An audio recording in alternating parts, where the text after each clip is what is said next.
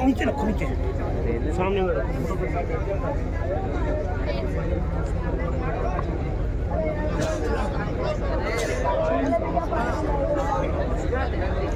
आप लोग थोड़ा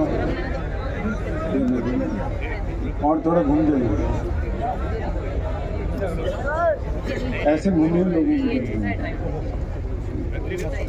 अरमान को किसी भी इधर घूमना पड़ेगा। और लवली और पिलर को हो जाए, पिलर को चलो।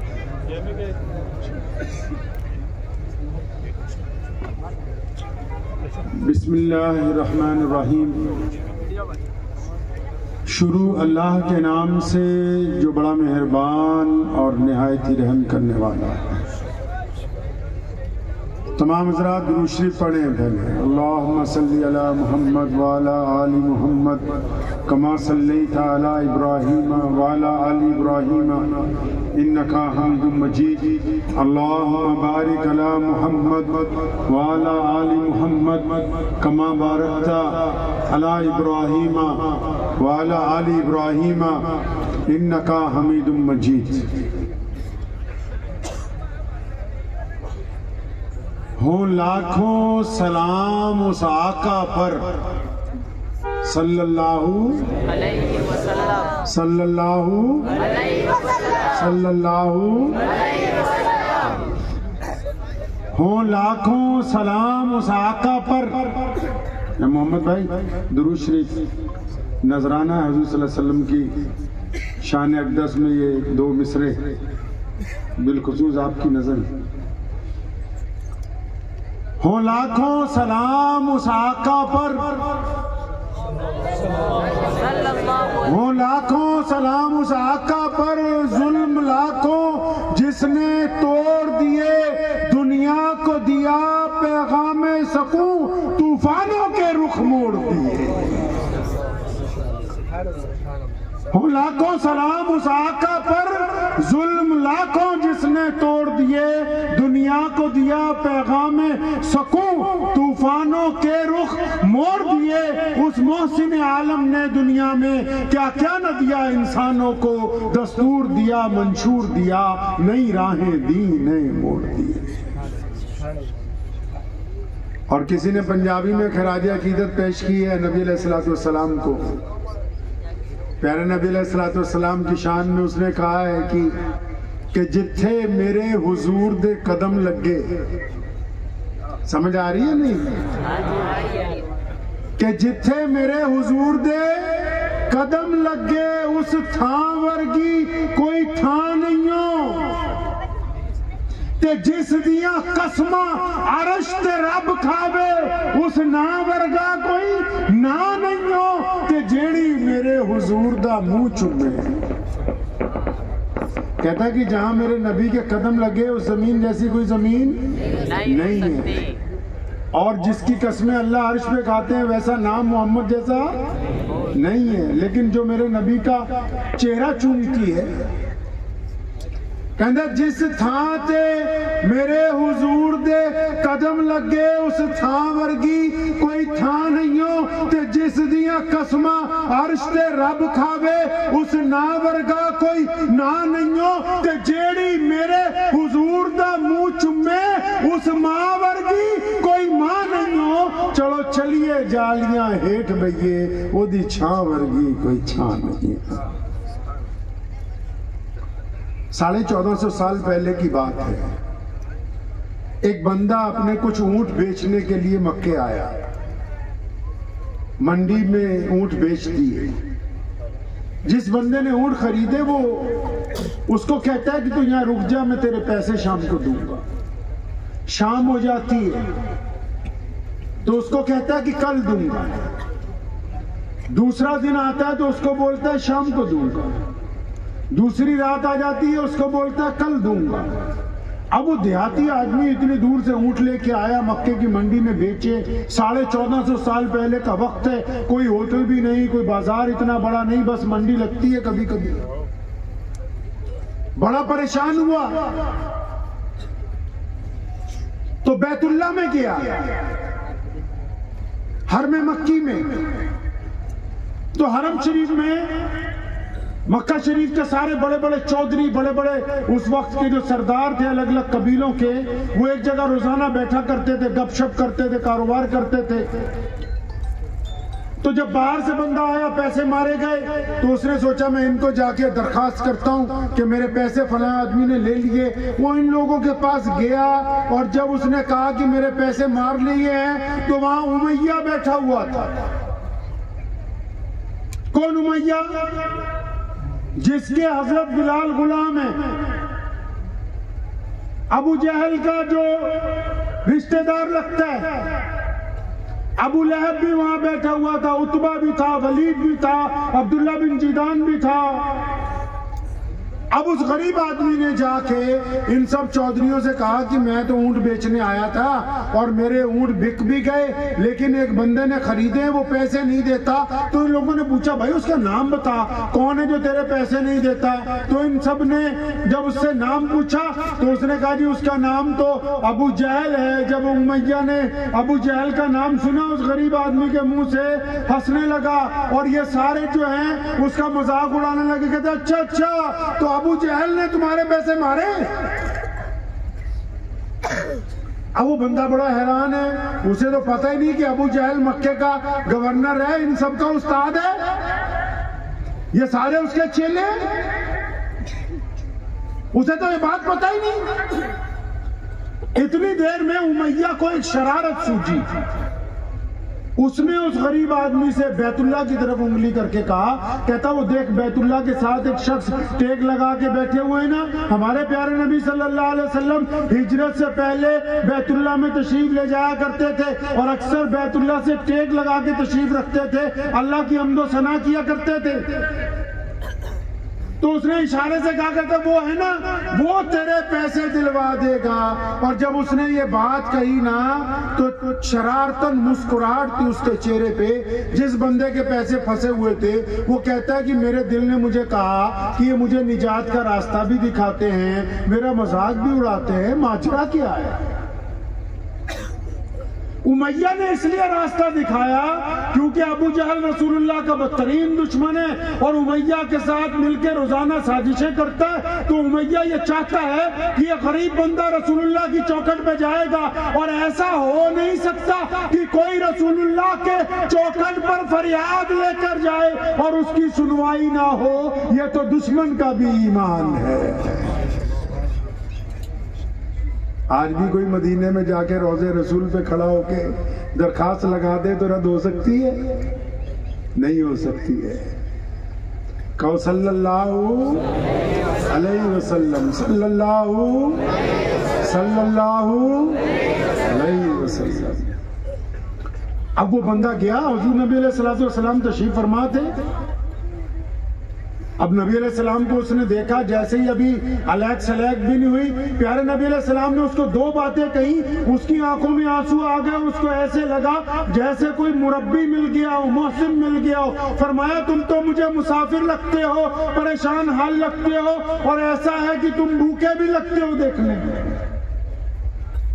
उसकी आंखों में आंसू आ गए। कहने लगा बिल्कुल आपने सही पहचाना, मैं मुसाफिर, परेशान और मैं भूखा भी हूँ। नबी अलैहिस्सलातु वस्सलाम ने उसको ये नहीं पूछा कि तुम्हारा धर्म कौन सा है, ये नहीं पूछा कि तुम्हारी बरादरी कौन सी है, तुम्हारा इलाका कौन सा है, तुम्हारी जात कौन सी है, तुम्हारा रंग कौन सा है, तुम किस कबीले के साथ ताल्लुक रखते हो, ये नहीं पूछा। नबी अलैहिस्सलाम ने फौरन उसका हाथ पकड़ा, फरमाया तुमको तो हम घर लेकर चलते हैं, घर पर जाके पहले तुम्हें कुछ खिलाएंगे, तुम्हारी कुछ मेहमानदारी करेंगे, फिर तुम्हारी अगली बात सुनेंगे। आप अलैहिस्सलाम उसको घर ले गए, उसको नाश्ता करवाया, खिलाया पिलाया। जब उसको सुकून हो गया तो अब पूछा कि अब बता भाई क्या बात है।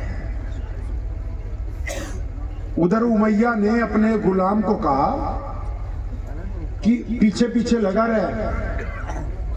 और जब नबी अलैहिस्सलाम का नौजुबिल्लाह टकराव होगा अबू जहल के साथ, क्योंकि अबू जहल बदमाशी करता है, गुंडागर्दी करता है, मक्के का चौधरी है ना, तो जब टकराव होगा, जब वहां भीड़ इकट्ठी हो जाएगी, जब लड़ाई होगी, तो मुझे भी आके खबर करना था कि हम लोग भी उसमें जाकर शामिल हो जाएं। अब मुखबर पीछे पीछे है। नबी अलैहिस्सलाम ने जब उसे नाश्ता करवाया, पूछा हाँ भाई क्या बात है, तो उसने कहा जी मुझे ऐसे ऐसे मैं ऊँट बेचने आया था, एक आदमी ने पैसे मार लिए, पैसे नहीं देता, मैं गरीब आदमी हूँ, सारा माल बिक गया, आगे से खरीद के लाया हूँ, उनको भी पैसे देने, मुनाफे के पैसे भी बीच में। तो प्यारे नबी अलैहिस्सलाम ने उसका हाथ पकड़ा, फरमाया चल हम नहीं तुझे तेरे पैसे दिलवा देते। आप सल्लल्लाहु अलैहि वसल्लम उसको लेकर चल पड़े। कहां जा रहे हैं जी? बदतरीन दुश्मन जो है अबू जहल, उसके दरवाजे पर।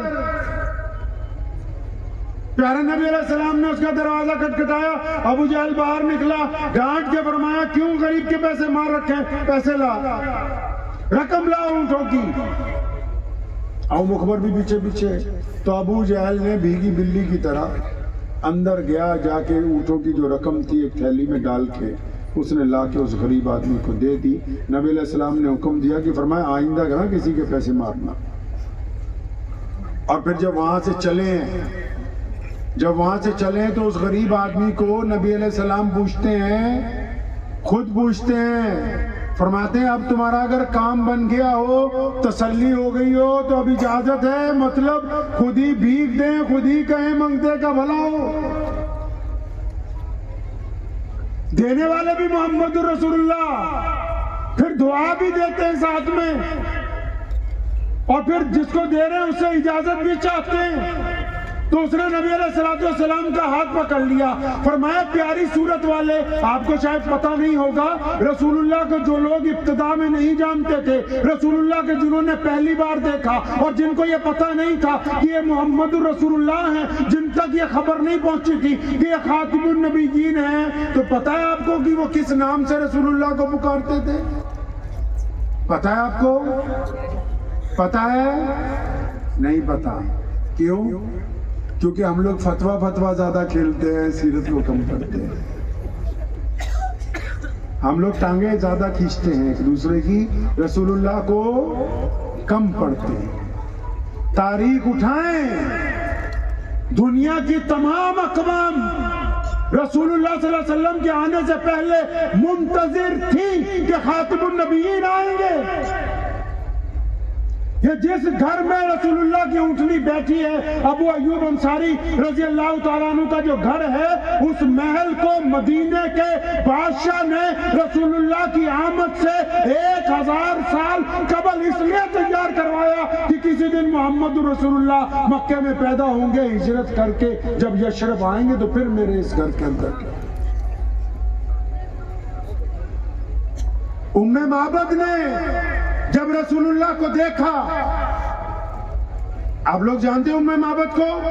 उम्मे माबद वो औरत है जिसने रसूलुल्लाह सल्लल्लाहु अलैहि वसल्लम की खूबसूरती पर गुफ्तगू की है, रसूलुल्लाह की आंखों पर गुफ्तगू की है, रसूलुल्लाह की जुल्फों पर गुफ्तगू की है, रसूलुल्लाह के चेहरे पर गुफ्तगू की है, कद्दो-काट पर गुफ्तगू की है, नूरानियत पर गुफ्तगू की है। और उम्मे माबद ने भी वही नाम रखा जो इस बंदे ने रखा। जिस बूढ़ी औरत का तेल जमीन पर गिर गया, उसने भी रसूलुल्लाह को उसी नाम से याद रखा। और जब बिलाल को नहीं पता था ये कौन है, वो भी उसी नाम से पुकारते थे। और हमें पता ही नहीं, अल्लाह के बंदे जो रसूलुल्लाह को पहली बार देखते थे ना, वो रसूलुल्लाह को सोहनी सूरत वाला कहते थे, प्यारा कहते थे, नूरानी चेहरे वाला कहते थे। नाम तो नहीं पता होता था, लेकिन रसूलुल्लाह का चेहरा देख के खुद ही नाम रख देते थे कि ये सोहनी सूरत वाले हैं।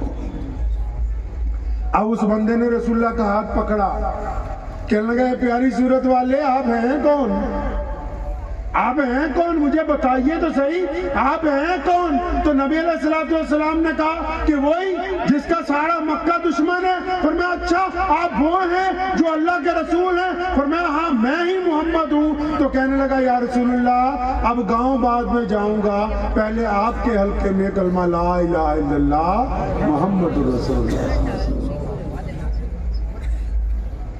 बुढ़िया ने 2 गठरियां बनाई ना, बुढ़िया ने 2 गठरियां बनाई, एक उठाती है तो दूसरी नहीं उठती, पहली जमीन पर रखती है तो दूसरी उठाती है। तो प्यारे नबी अलैहिस्सलाम गुजरे, फरमाया अम्मा हम पहुंचा दें, तुम्हारा सामान कहाँ जाना है? कहने लगी हाँ ये मक्के के करीब में मेरा गांव है, जहां से मैं ब्याह के आई थी वहां जाना है। रसूलुल्लाह ने दोनों गठरियां उठा ली, सारे रास्ते रसूलुल्लाह की बुराई करती जा रही है, सारे रास्ते नौजुबिल्लाह रसूलुल्लाह को जादूगर बता रही है। जब रसूलुल्लाह उसके घर पहुंचे, सामान रखा, फिर क्या हुआ?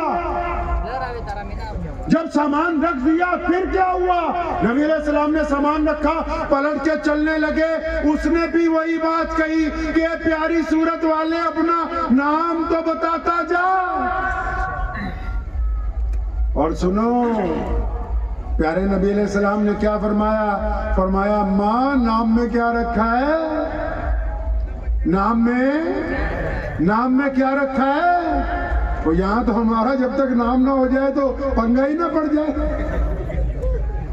वो बोले ट्रस्टी और जितने चौधरी हो गए, नहीं तो हमारा नाम ही नहीं आया। यहाँ तो नाम के पीछे बड़े बड़े दौलत के अंबार शादियों में खर्च किए जाते हैं कि हमारा नाम होना चाहिए।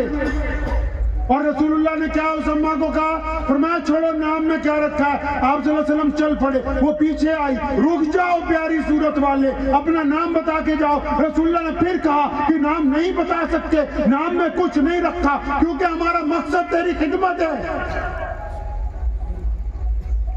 नबी अलैहिस्सलाम जब दूसरी बार चले, उसने आप सल्लल्लाहु अलैहि वसल्लम का दामन पकड़ लिया, कहने लगा अगर कोई मक्के से आके मुझे पूछेगा मक्का छोड़ आई थी तो किस लिए छोड़ा था, जब मैं बताऊंगी कि एक नया दीन आया उसके डर से छोड़ा, तो मैं ये तो कह सकूंगी कि इतनी प्यारी सूरत वाले वहां रहते हैं जो गरीबों की मदद करते हैं, जो मिस्कीनों की मदद करते हैं, जो जरूरतमंदों की मदद करते हैं। तो प्यारे नबी अलैहिस्सलाम ने फिर फरमाया माँ वो सारे रास्ते जिसकी बुराई करते हुई आई हो, मैं वही मोहम्मद रसूलुल्लाह। आप सल्लल्लाहु अलैहि वसल्लम मक्का मुकर्रमा की एक गली से चले जा रहे हैं, एक बंदा चक्की पीस रहा है, रो रहा है। आपने देखा, फरमाया क्यों रोता है भाई? कहने लगा जी मैं बीमार हूं, मुझे बुखार चढ़ा हुआ है। फरमाया फिर चक्की क्यों पीसता है? कहने लगा जी मेरा मालिक मुझे मारेगा, मेरा मालिक मुझे मारेगा अगर नहीं पीसूंगा। तो नबी अलैहि सलाम ने फरमाया अच्छा हम तुम्हारी मदद करेंगे।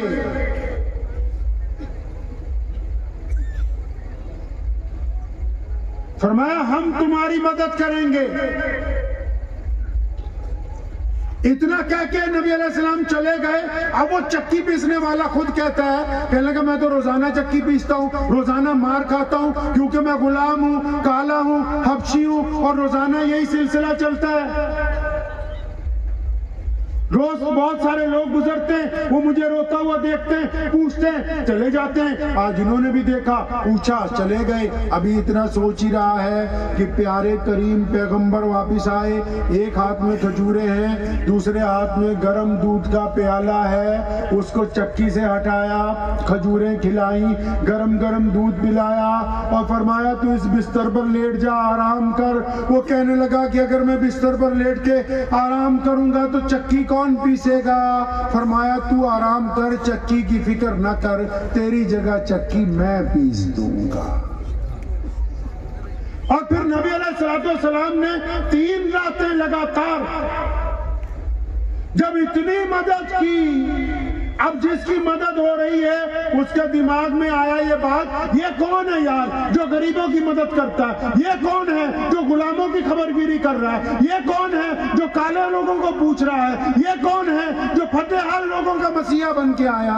और जब उसने पूछा तीसरे दिन, ये प्यारी सूरत वाले आप हैं कौन? फरमाया मैं मोहम्मद रसूलुल्लाह। आप सल्लल्लाहु अलैहि वसल्लम का दामन पकड़ लिया, कहने लगा या रसूलल्लाह दुनिया इधर से उधर हो जाए, मुझ बिलाल को अपनी गुलामी के अंदर कबूल फरमा लीजिए। और जब बिलाल ईमान ले आए थे ना, पता किसी को नहीं था। जब बिलाल मुसलमान हुए पता किसी को नहीं था, उमैया को भी नहीं पता था, अबू जहल को भी नहीं पता था, उतबा को भी नहीं पता था। मक्के में दहशत का माहौल था। अम्मार बिन यासिर, सुना है नाम अम्मार बिन यासिर का? सैयदना अम्मार बिन यासिर वो अजीमुल आजम साहबी हैं कि जिनके वालिद मुसलमानों में मर्दों में पहले शहीद हैं और जिनकी वालिदा हजरत सुमैया मुसलमानों की औरतों में सबसे पहले शहीद है। अम्मार बिन यासिर को पकड़ लिया एक दिन अबू जहल ने और मक्के की मस्जिद के बाहर एक दरख्त के साथ बांधा हुआ है। आप लोगों को मेरी बात समझ आ रही है ना भाई? हाँ? तो मक्के की मस्जिद के बाहर बांधा हुआ है, बैतुल्लाह के बाहर एक दरख्त से। अब उसकी पिटाई हो रही है, अम्मार बिन यासिर की पिटाई हो रही है।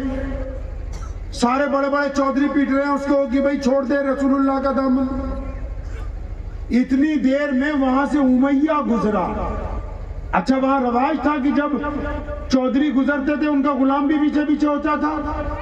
अब जब उमैया गुजरा तो सैयदना बिलाल उमैया के पीछे पीछे थे। तो अबू जहल ने देखा, उसने उमैया को बुलाया, कहने लगा यार ये जो तेरा गुलाम है ना बिलाल, बड़ा ताकतवर है, 6-7 फुट इसका कद है, रहीम शहीम इसका जिस्म है, ताकतवर हबशी है, इसको बोलो कि दुर्रा उठा के अम्मार बिन यासिर के खाल उधेड़े ताकि अम्मार बिन यासिर पिटाई के डर से कलमे को छोड़ दे, रसूलुल्लाह के दामन को छोड़ दे। अब सैयदना बिलाल को जब उमैया ने कहा कि अम्मार को मारो, उधर अम्मार बिन यासिर जो बंधे हुए हैं ना, उन्होंने अपने दिल में अपने आप को कहा कि बिलाल भी मुसलमान है, मैं भी मुसलमान हूं, बिलाल भी मुसलमान है, मैं भी मुसलमान हूं। अगर बिलाल ने इनका कहना नहीं माना और इसका राज फाश हो गया तो ये बिलाल को ना मारे। आज तो हम थोड़ी सोचते हैं कि मैं भी मुसलमान हूँ, वो भी मुसलमान है। नहीं नहीं, बोला मैं पटेल हूँ, मैं पटनी हूँ, मैं मेमन हूँ, मैं पठान हूँ, मैं कुरैशी हूँ। मुसलमान तो आजकल मिलते नहीं है जल्दी, कब मिलते। अम्मार बिन यासिर कहते मेरे दिल में आया कि मैं भी ईमान वाला, ये भी ईमान वाला। इसको उमैया ने कहा कि मुझे मारो, और जब ये उमैया का अगर इसने कहना नहीं माना तो खुदा न खास्ता कहीं इसकी पिटाई ना हो जाए। तो जब बिलाल करीब आए, उमैया ने आहिस्ता से कान में कहा, आहिस्ता से। अम्मार बिन यासिर ने आहिस्ता से कान में कहा, क्या? सरगोशी से कहा, इशारा किया तो यार बिलाल मार दे, उठा ले दुर्रा, कोई बात नहीं। मतलब अपनी तरफ से परमिशन दे दी, अपनी तरफ से परमिशन दे दी कि मार, कोई बात नहीं। अब सुनो सैयदना बिलाल रज़ियल्लाहु ताला अन्हु ने क्या किया। सैयदना बिलाल रज़ियल्लाहु ताला अन्हु आगे बढ़े, दुर्रा जमीन पर गिरा हुआ था। जब झुके दुर्रा उठाने के लिए, अम्मार ने फिर कहा रज़ियल्लाहु ताला ने, बिलाल चंद दुर्रे मार देना, कोई बात नहीं। बिलाल उठे, दुर्रा हवा में घुमाने लगे। अम्मार बिन यासिर को देखा और फिर अबू जहल को देखा, उतबा को देखा, वलीद को देखा, अबू लहब को देखा, अब्दुल्ला बिन जिदान को देखा, और पूरी ताकत के साथ वो दुर्रा अबू जहल के मुंह पे मारा। फरमाया तू क्या समझता है कि अम्मार बिन यासिर अकेला है? मैं बिलाल मोहम्मद रसूलुल्लाह का गुलाम। ये वो तारीखी मौका है जब सैयदना बिलाल ने दूध का दूध, पानी का पानी कर दिया और क़यामत तक के लिए बता दिया कि जो मोहम्मदुर रसूलुल्लाह के होंगे वो रसूलुल्लाह की इत्तबा में होंगे, रसूलुल्लाह के कहने में होंगे, रसूलुल्लाह के इश्क में होंगे। जो सुबह इधर, शाम इधर, दोपहर उधर हो तो उनको मुनाफिक कहा जाएगा, मुसलमान नहीं कहा जाएगा। और फिर क्या इनाम मिला है? आपको मालूम है मोहम्मद रसूलुल्लाह सल्लल्लाहु ताला अलैहि वसल्लम जिस दिन मक्के से चलने लगे, मदीने की तरफ जाने लगे, आप बैतुल्ला में गए। आपने उस्मान बिन तला को कहा कि यार उस्मान बिन तला जरा बैतुल्ला की चाबी देना, खाना काबा को खोल, मेरा दिल चाहता है कि मैं 2 नफिल नमाज बैतुल्ला में पढ़ लूं। तो सैयदना उस्मान बिन तला ने एक तल्ख बात कही। फरमाया अगर कोई कुरैश का बच्चा भी आ जाए ना, उसको तो मैं चाबी दे सकता हूं, आपको चाबी। तो हमारे नबी गैरत वाले नबी थे। कौन से नबी भाई? गैरत वाले। कौन से नबी? गैरत वाले। कौन से नबी? गैरत ये नहीं है कि शादी में ज्यादा पैसे खर्चे जाए, गैरत ये है कि उधार की गाड़ी पर सफर ना किया जाए।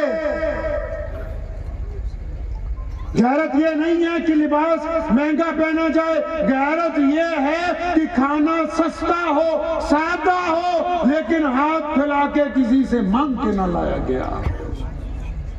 गैरत ये नहीं है कि बड़ी कोठी के अंदर बंदा रहता हो, गैरत ये है कि जिस जमीन पर वो रहता हो वो उसकी अपनी हो, वो उधार में बैंक से किश्तों पर ना आई हो। हमारे नबी गैरत वाले नबी थे। कौन से नबी? गैरत वाले।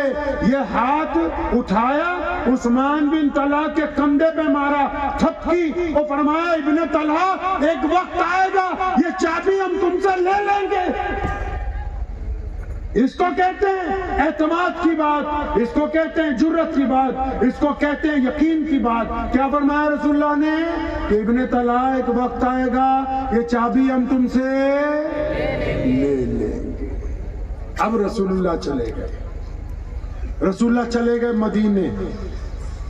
रसूलुल्लाह सल्लल्लाहु अलैहि वसल्लम जब मदीने पहुंचे, अभी नए नए आए हैं, चंद हफ्ते हुए हैं, तो कोई जरूरी मीटिंग थी, सुबह सुबह कोई जरूरी काम था। तो रसूलुल्लाह सल्लल्लाहु अलैहि वसल्लम ने अपने 2 जो फर्स्ट पिए थे, सैयदना बिलाल रज़ियल्लाहु ताला अन्हु और सैयदना अबू हुरैरा, उनको कहा कि कहीं जरूरी काम से जाना है तो सुबह ही फौरन तैयार रहें। जैसे ही मस्जिद से निकले, चंद गलियों से गुजरे तो एक बूढ़ी औरत खड़ी हुई रो रही है।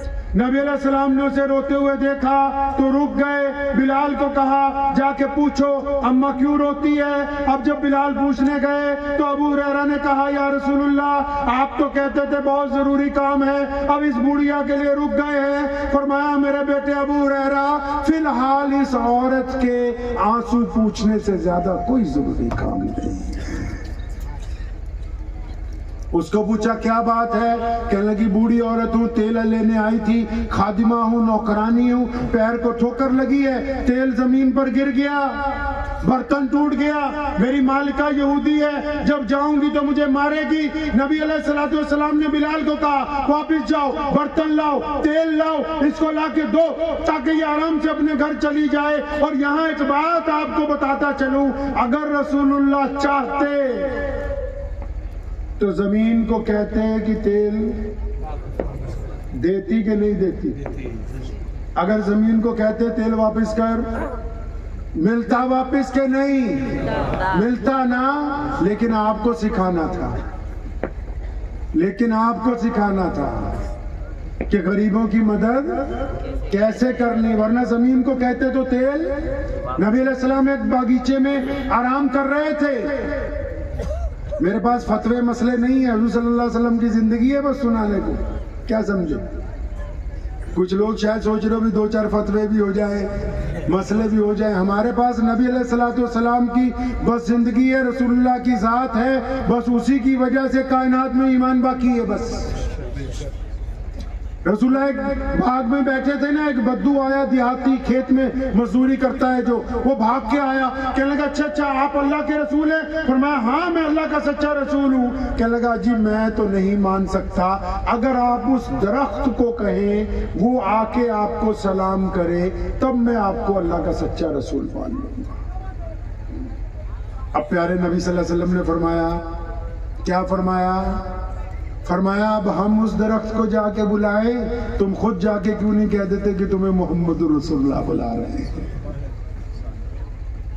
पढ़िए हदीस की किताबें। उसने कहा दरख्त को कि तुझे रसूलुल्लाह बुलाते। दरख्त पूरी जड़ों से उखड़ा और पूरी जमीन पर घिसटता हुआ रसूलुल्लाह के सामने पेश हुआ। आप सल्लल्लाहु अलैहि वसल्लम को सलाम पेश किया, क्योंकि जब अल्लाह ने कह दिया दुनिया के तमाम लोगों को, कायनात के हर बशर को, कायनात की हर चीज को, अल्लाह ने जब कुरान में ऐलान कर दिया कि मैं अपने महबूब को सलाम भेजता हूं, तुम भी रसूलुल्लाह पर सलाम। दरख्त ने सलाम पेश किया ना, तो क्योंकि अल्लाह जानते हैं ना, बड़े बड़े तुर्रम भी आएंगे, फलासफर भी आएंगे कि आंधी से उखड़ गया होगा। पढ़े हदीस पाक की किताब, अल्लाह के हुक्म से, अल्लाह के इज़्न से वो आया, उसने रसूलुल्लाह को सलाम पेश किया, फिर अल्लाह के हुक्म से वापस गया और मिट्टी में जिस जिस हिस्से से, जिस जिस जर्रे से दरख्त की जो जड़ निकली थी, उसी जर्रे में वापस पेवस्त हो गई, ताकि लोग जान सके कि ये मोहम्मदुर रसूलुल्लाह का हुक्म। तो नबी अलैहिस्सलातु वस्सलाम ने उस अम्मा को तेल भी मंगवा दिया, बर्तन भी, तेल भी। अब फिर चलने लगे, फिर रोने लगी। अम्मा अब क्या है? कहने लगी मैं जिसकी गुलाम हूं वो मुझे मारेगी कि तू देर से क्यों आई है। फरमाया चल हम तेरे साथ चलते हैं, हम जाके उसको सिफारिश कर देंगे। रसूलुल्लाह साथ में है। बिलाल ने दरवाजा खटखटाया, उस औरत ने दरवाजा खोला और रसूलुल्लाह के चेहरे पर जब निगाह गई, वो तो भूल ही गई कि मैंने खादिमा भेजी थी, मैंने तेल मंगवाया था। वो तो देख रही है, तो सिर्फ प्यारी सूरत देख रही है। आप सल्लल्लाहु अलैहि वसल्लम की निगाहें मुबारक शर्मो हया से हमेशा झुकी रहती थी और उसका निगाहें रसूलुल्लाह के चेहरे पर हैं। उसको बिलाल ने वो आवाज दी, होश में आई और फरमाया ये तेरी खादिमा है, तेल गिर गया था, हमारे आका ने ले दिया है। हमारे जो इमाम है, हमारे जो नबी है, जिनके सर पे अल्लाह ने खत्म नबूवत का ताज रखा, उन्होंने तेल भी ले दिया, बर्तन भी ले दिया, अब इसको मारना नहीं है। बड़ी हैरान हुई, कहने लगी बिलाल मैं ये भी नहीं जानती तुम कौन हो, ये भी नहीं जानती ये कौन है। मेरे घर तक इतनी प्यारी सूरत आ गई, इनका नाम तो बताओ, अपना नाम तो बताओ। और जब बिलाल ने बताया ना कि वही मोहम्मदुर रसूलुल्लाह है जो मक्के से हिजरत करके आए हैं, तो औरत जो है फौरन आगे बढ़ी और दामन पकड़ के कहा कि जब ये इतनी अजीम शख्सियत, इतना अजीमुल मर्तबा, जिनको अल्लाह के बाद दर्जा हासिल है, मेरी चौखट तक आ ही गए, तो मुझे ईमान से महरूम न रहने दीजिएगा। रसूलुल्लाह का दर्जा पता है ना? रसूलुल्लाह का दर्जा पता है नहीं? कई लोग, उलमा से भी गुजारिश करता हूँ, मेरे वालिद साहब के दोस्त मुफ्ती बुरहान साहब मद्दजिल्लु अलैह तशरीफ फरमा है, आपसे भी गुजारिश करता हूँ, और जो कम पढ़े लिखे हैं वो भी सुन लो कि जो भी लोग नबी अलैहिस्सलातु वस्सलाम की जात को लेकर बहस करते हैं, वो अपने लिए भी, अपने साथियों के लिए भी जहन्नुम खरीदते हैं। इमाम अबू हनीफा से लेके शाह वलीउल्लाह मुहद्दिस तक कोई एक भी इमाम मौलवी ऐसा नहीं गुजरा जिसने रसूलुल्लाह की जात को लेके नौज़ुबिल्लाह बहस की। एक डॉक्टर कितना बड़ा अच्छा डॉक्टर है, एक डॉक्टर ही बता सकता है। एक पुलिस अफसर कितना अच्छा पुलिस अफसर है, उससे बड़ा अफसर बता सकता है, क्योंकि उसकी फाइल वहां पड़ी होती है। एक आलिम कितना अच्छा आलिम है, उससे बड़ा आलिम बता सकता है, क्योंकि उसके पास पढ़ के आता है। तो एक नबी का मर्तबा कौन है, ये मैं और आप गली की नुक्कड़ पर तय करेंगे?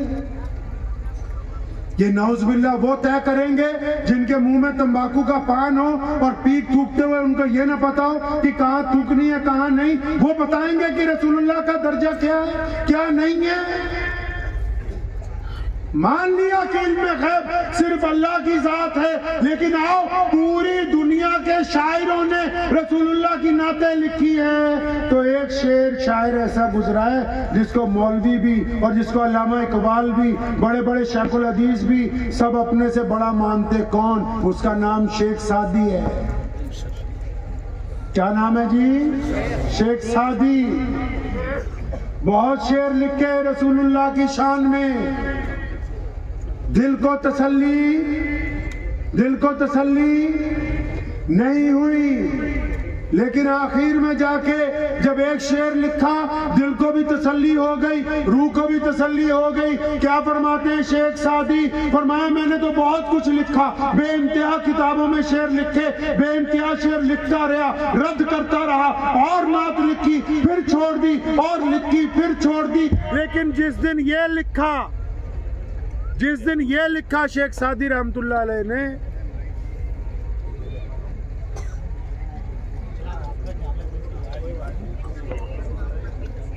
लाइट चली गई है, क्या हुआ? कोई बात नहीं, जनरेटर चलवा दो।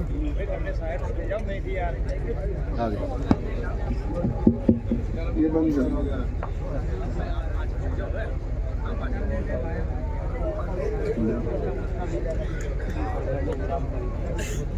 सुने दिल थाम के, आप अपनी अपनी गुफ्तगू बाद में कर लेना। हमें ये तुम्हारे मौलाना इस्माइल भोगल हैं, कहाँ ये बैठे, ये 3 महीने रोज सुबह शाम फोन किया माशाल्लाह, तो मजबूर कर दिया कि पहुंच जाओ संगेली। अल्लाह इनको जज़ा खैर अता फरमाए। तो शेख सादी ने बहुत कुछ लिखा, लेकिन एक ऐसा शेर लिखा जिसके बाद दुनिया के कलम टूट गए। क्या लिखा? फरमाया बाद अज़ खुदा बुजुर्ग तू ही। फरमाया मेरी तो तसल्ली हो गई है सब कुछ लिखने के बाद, कायनात में अगर अल्लाह के बाद कोई है तो सिर्फ मोहम्मदुर रसूलुल्लाह। मैं मानता हूं, आपको ये समझा रहा हूं बात कि इल्मे गैब के ऊपर बहस ना किया करो। जंगे बदर की रात थी, रसूलुल्लाह उठे जब दुआ के बाद, सैयदना हजरत अबू बकर सिद्दीक का हाथ पकड़ा, उमर फारूक साथ में है, बिलाल साथ में है, और बड़े बड़े जलीलुल कदर साहबी अबू उबैदा बिन जर्राह जैसे लोग साथ में हैं। हाथ में छड़ी है, एक जगह रखी, फरमाया यहाँ अबू जहल ने मरना। फिर चंद कदम चले, दूसरी जगह रखी, फरमाया यहाँ उतबा। फिर चंद कदम चले, पर यहाँ रखी, फरमाया यहाँ उमैया। मान लिया। एक बात याद रखें, नबी की अजमत सिर्फ नबी को पता है, और अब रसूलुल्लाह के बाद क़यामत तक कोई नबी आने वाले नहीं है।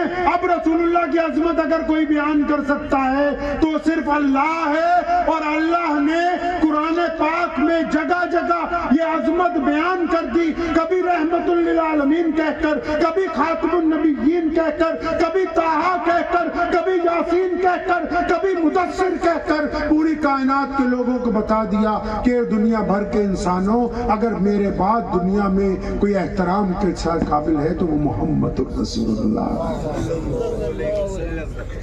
तो आइंदा इस मौजू के ऊपर आपस में, मैं अक्सर कहा करता हूं ना कि जिन्होंने इस्तिंजा नहीं करना आता वो बोलते हैं कि नौजुबिल्लाह इल्मे गैब था कि नहीं था।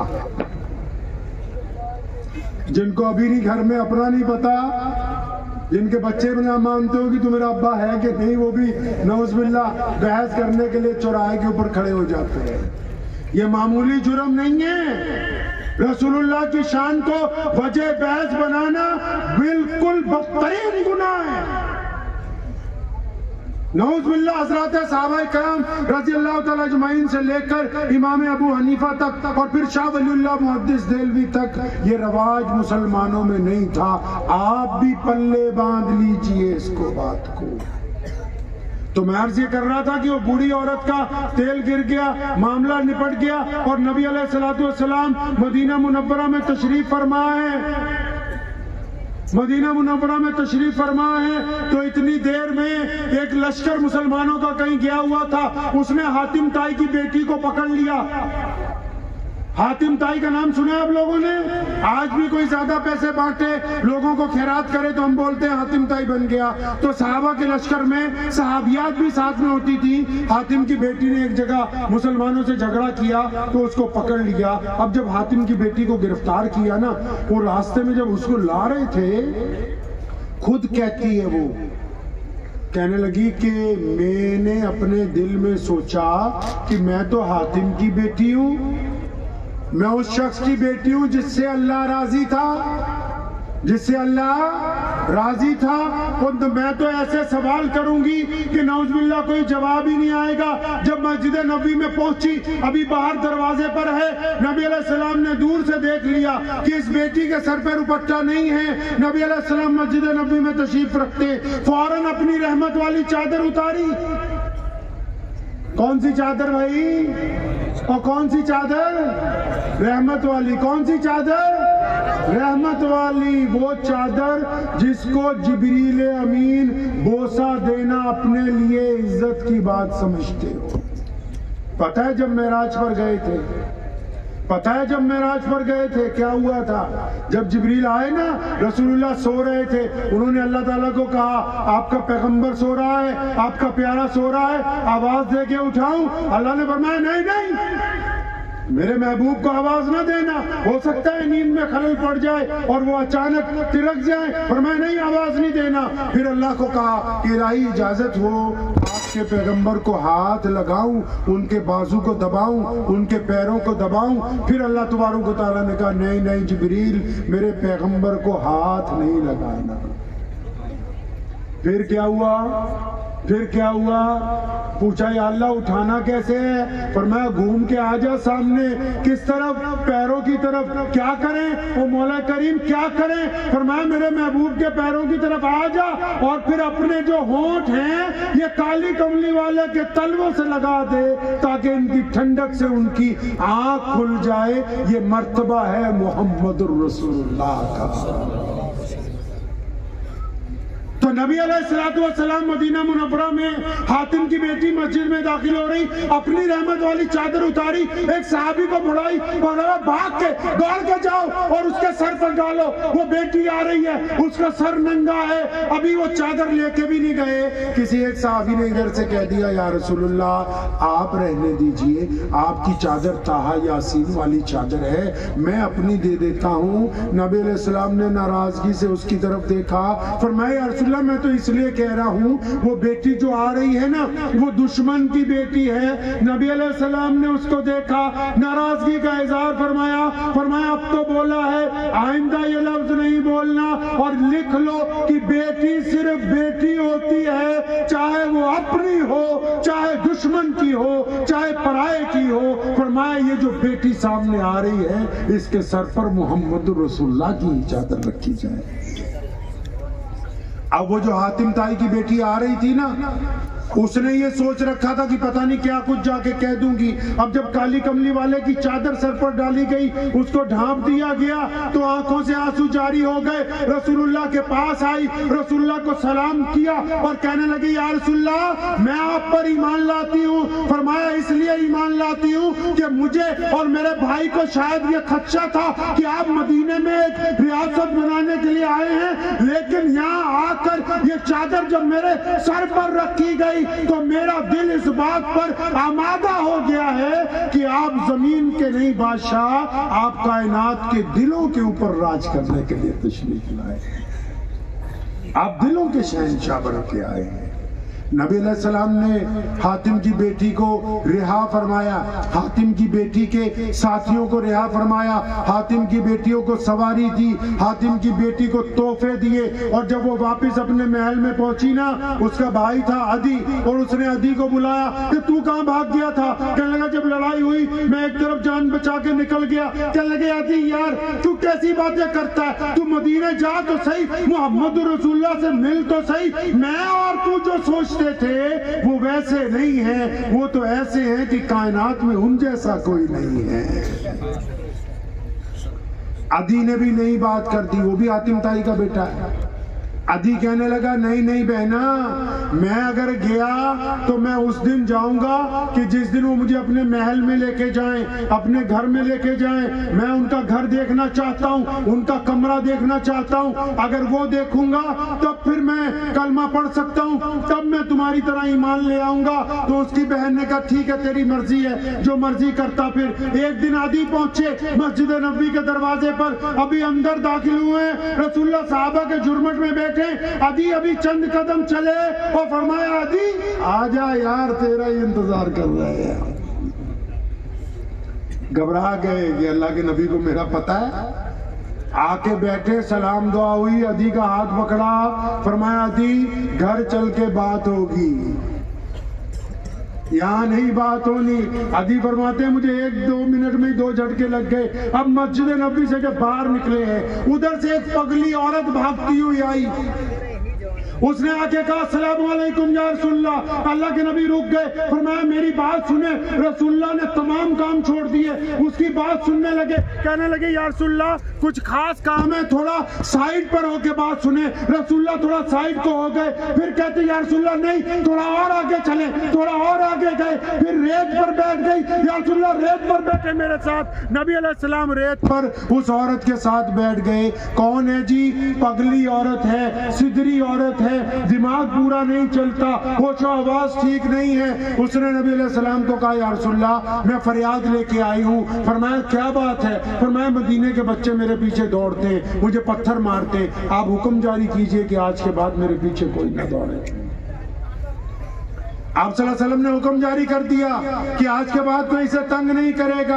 वो अपनी बातें बताए जा रही है और जब काफी देर हो गया कहने लगे अच्छा अल्लाह के रसूल को या रसूलल्लाह अब आप जाइए, आपके पास वक्त कम है। अभी नबी अलैहिस्सलाम उसको रुखसत करके आए। किसी सहाबी ने कान में कहा या रसूलल्लाह आपको शायद पता नहीं कि औरत पगली है, सिदरी है, इसका दिमाग चला हुआ है, इसका दिमाग नहीं चलता। अक्सर गाँव देहात में ऐसा कोई ना कोई मर्द औरत होता है। तो सुनो मुसलमानों, करीम रसूल ने फरमाया था, फरमाया मुझे भी पता है कि ये कमली है, सारा मदीना इसकी नहीं सुनता, मैं भी अगर इसकी नहीं सुनूंगा तो फिर कौन सुनेगा।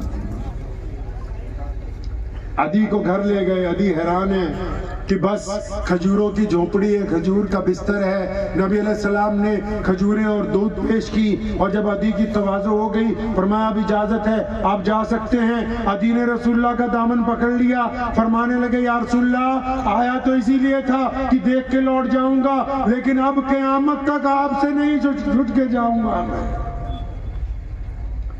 नबी अलैहिस्सलाम 6 साल के हैं। 6 साल के नबी अलैहिस्सलाम। कितने साल के जी? 6 साल के।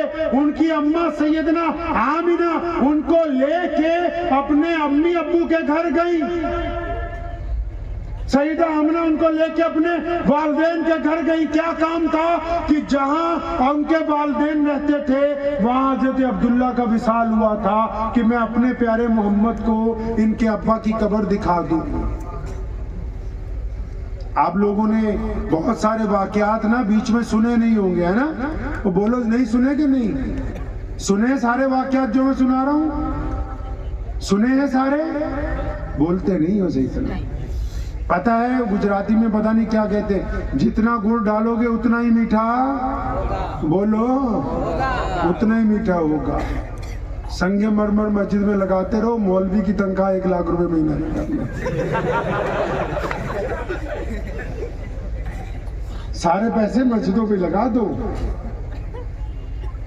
अब जब तुम लगाओगे नहीं तो वो हदीस पढ़ के सीरत पढ़ के तुम्हें बताएंगे। हजरत मामला यही है कि नहीं? इन्होंने नहीं मुझे कहा, यह अमूमी बात जो पूरे मुल्क के मुसलमानों की बीमारी है। जितने सरमायादार हैं रसूलुल्लाह की जिंदगी नहीं पता, रसूलुल्लाह की सुबह शाम ही नहीं पता, बस फतवे बताएं दाढ़ी छोटी है कि बड़ी है, मूंछें लंबी है कि बड़ी है, पजामा टखनों से ऊंचा है कि नीचा है, नियत यहाँ बांधी कि यहाँ बांधी। ये फरवई मसाइल हैं, ठीक है इनकी अपनी जगह अहमियत है, लेकिन ये पूरा दीन नहीं है। हम तो रसूलुल्लाह को छोड़ के बहुत दूर आ गए। कितनी दूर आ गए पता है? आपको पता है कि पैजामा टखनों से ऊंचा रखना चाहिए? पता है कि नहीं? क्या नाम है आपका? इल्मास अरबाज। पैजामा कितना ऊंचा होना चाहिए? क्यों? नबी की सुन्नत। सुने हम कितना रसूलुल्लाह से दूर आ गए। मैं जब पढ़ने के लिए गया ना सहारनपुर, हजरत मौलाना मुफ्ती मुजफ्फर हुसैन साहब रहमतुल्लाह अलैह नाज़िम आला मज़ाहिर उलूम, तो जब हम पढ़ने के लिए गए, हम चूँकि पंजाब में पैदा हुए, अपने वालिदैन से ही सारा दीन सीखा, मुसलमान बहुत थोड़े से थे उस वक्त। तो वहाँ मुझे 2-3 गुजराती थे, अब नाम नहीं याद, शायद डायरी में लिखा होगा। तो 2-3 उत्तर दिनाजपुर के थे मेरे साथियों में। तो मैं जब वहां गया तो शुरू में 2-3 दिन गुजरे थे तो किसी ने मुझे टोका, कहे मुल्ला जी ये तुम्हारा पैजामा नीचे है, इसको ऊंचा करो। तो मैं ऊंचा कर लेता हूँ, कहने लगा इसको ऊंचा कर लो नहीं तो तुम जहन्नुम में जाओगे। अब मैंने ऊंचा कर लिया तो पूछा अपने साथियों से, कहने लगा हाँ बिल्कुल सही बात है कि पैजामा टखनों से ऊंचा होना चाहिए, अगर नीचा होगा तो बंदा जहन्नुम में जाएगा। और अच्छा अगर ऊंचा होगा तो जन्नत में, अगर नीचे हो गया तो जी, अगर ये ऊंचा हो गया तो कहाँ?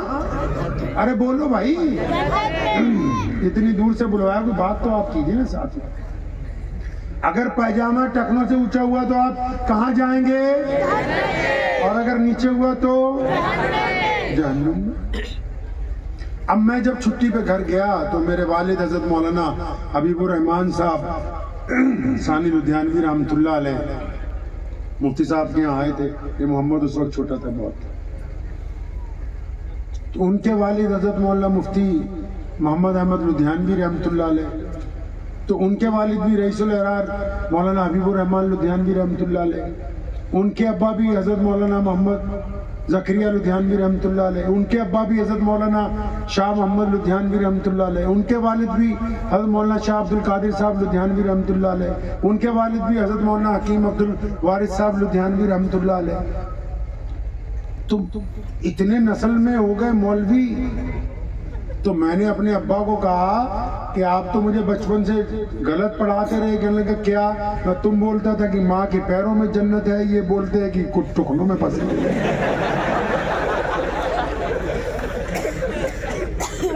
आपने तो कहा था कि माँ के पैरों में है, तो अब ये सहारनपुर वाले क्या बोलते हैं कि टुकड़ों में फंसी हुई है। तो तुम गलत बोलते रहे, तुम पहले बताते हम पैजामा ऊंचा रखते जन्नत में पहुंच जाते।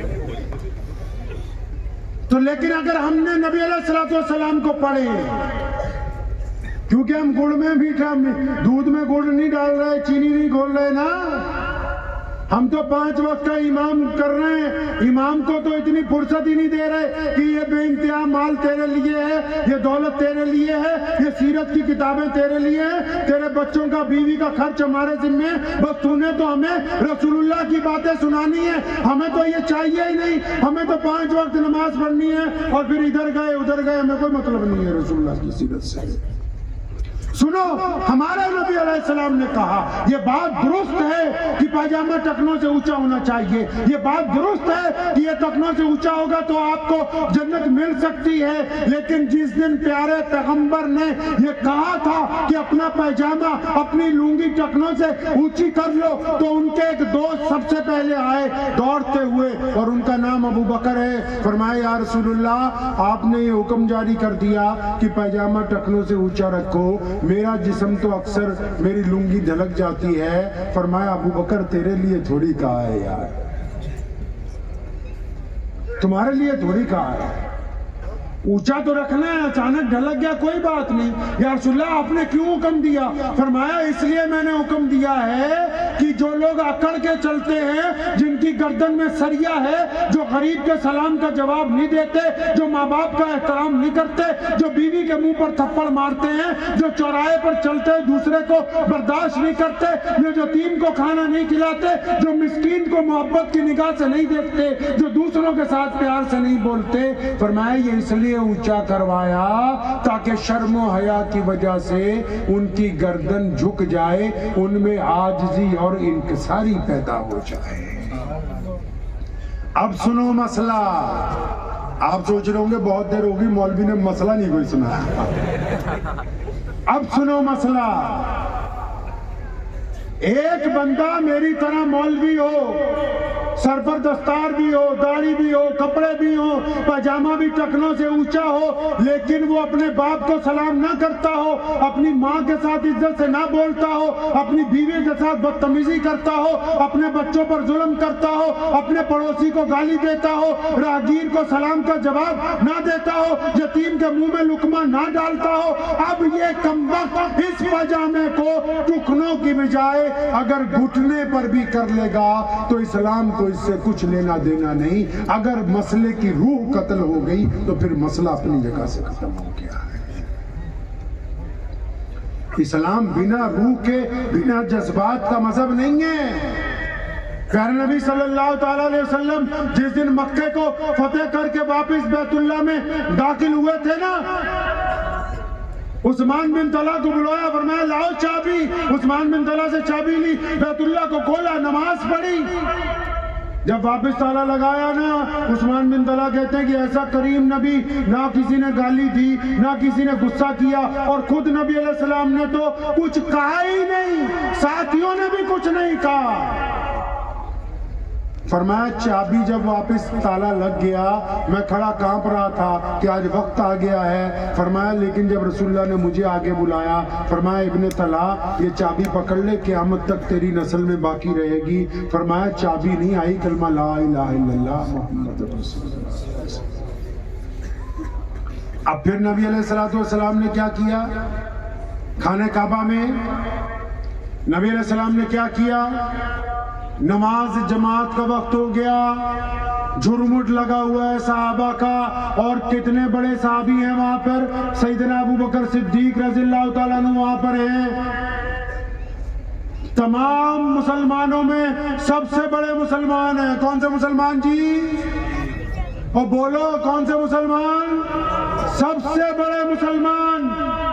अंबिया के बाद मुसलमानों में सबसे बड़ा मुसलमान कौन है जी?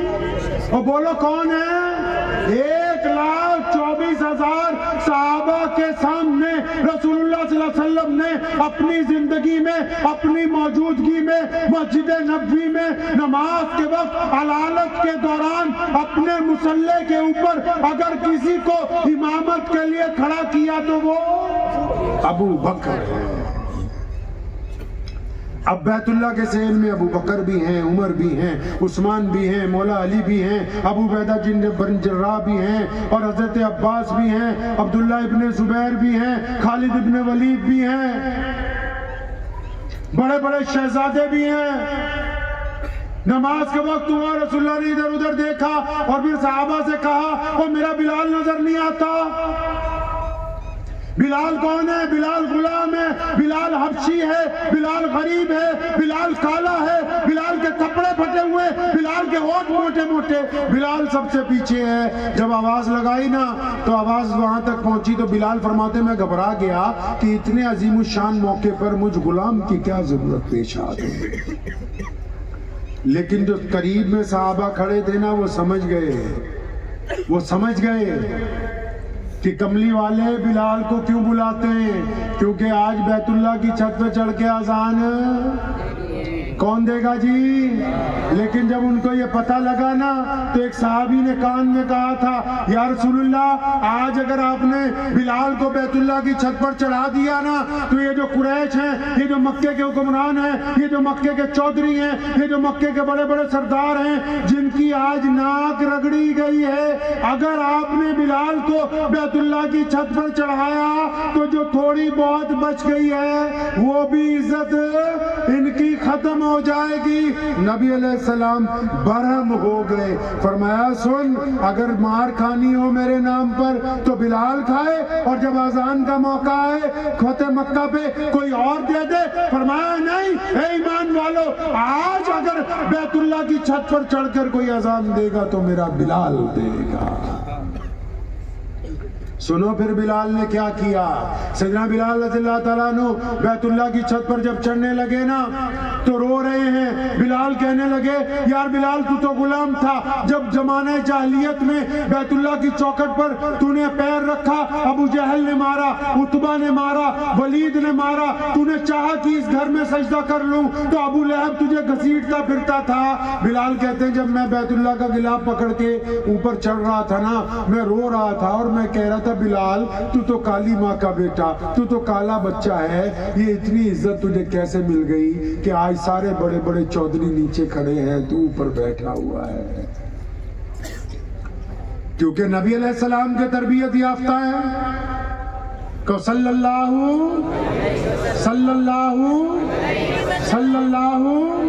क्योंकि नबी अलैहिस्सलाम के तरबियत याफ्ता हैं तो इसलिए फौरन उनके दिल ने उन्हें कहा, बिलाल ये जो काली कमली वाले से मोहब्बत का नतीजा है ना, इसलिए आज तुम बैतुल्लाह की छत के ऊपर चढ़ रहे हो।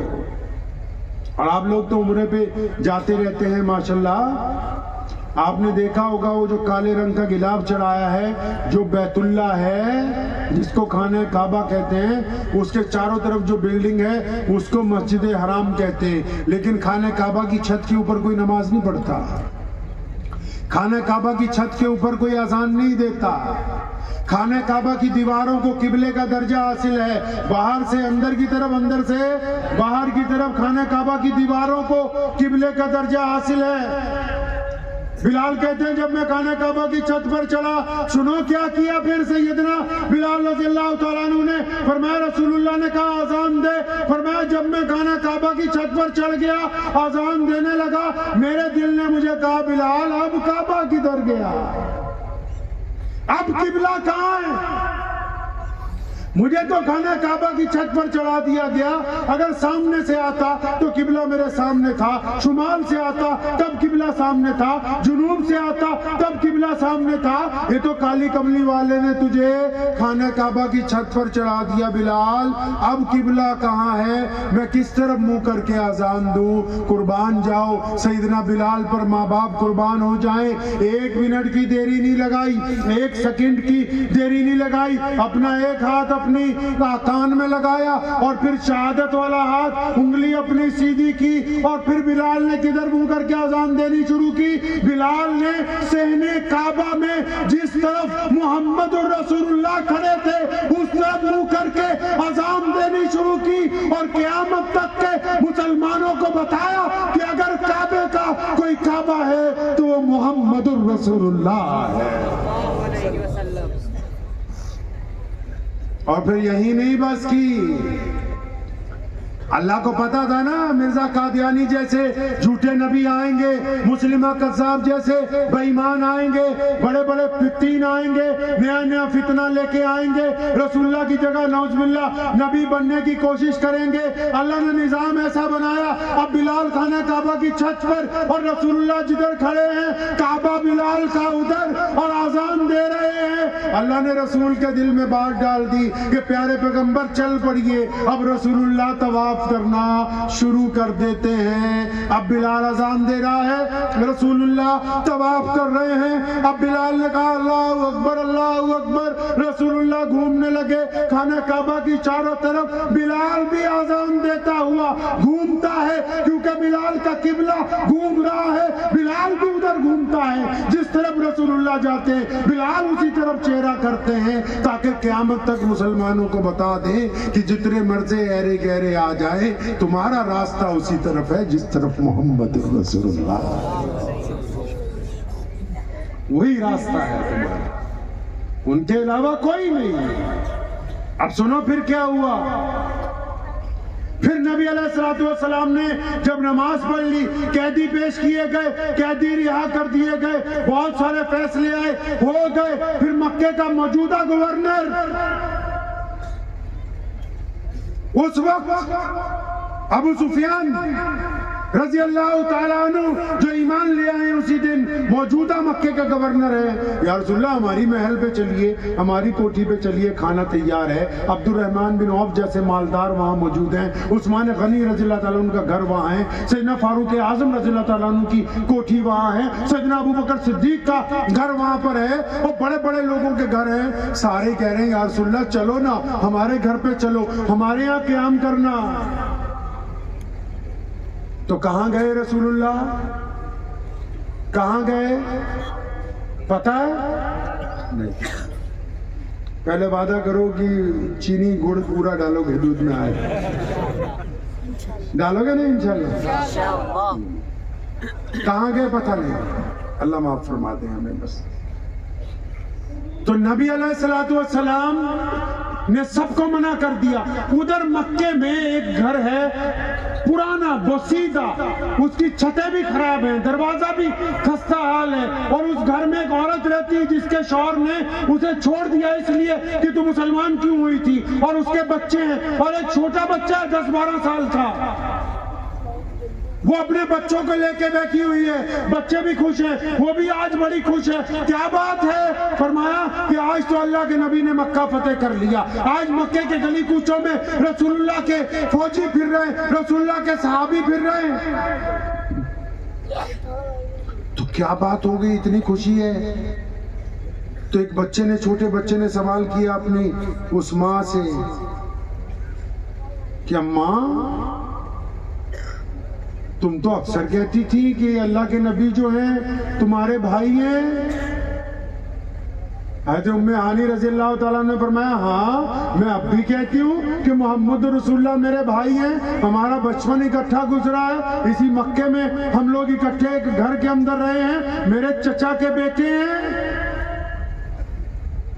तो छोटे बच्चे ने सवाल किया माँ आप तो कहती थी कि आपके भाई हैं, अच्छा अब आपके भाई मक्के में आ गए तो क्या फिर मामू हमारे घर भी आज तशरीफ लाएंगे?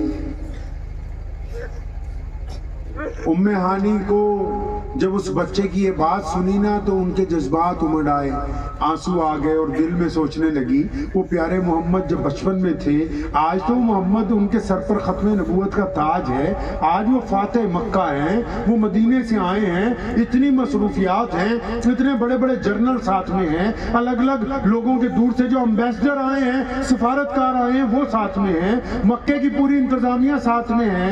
उन्हें क्या याद होगा कि एक गरीब बहन भी मक्के में रहती है, अभी ये सोच ही रही है, किसी ने दरवाजे पर जोर से कुंडी खटखटाई, अब ये जज्बात में है ना तो इसने जरा जोर से पूछा कि कौन है दरवाजे पर, तो उधर से आवाज आई कि हानी वो दरवाजा खोलो, मैं तेरा भाई मोहम्मद रसूलुल्लाह।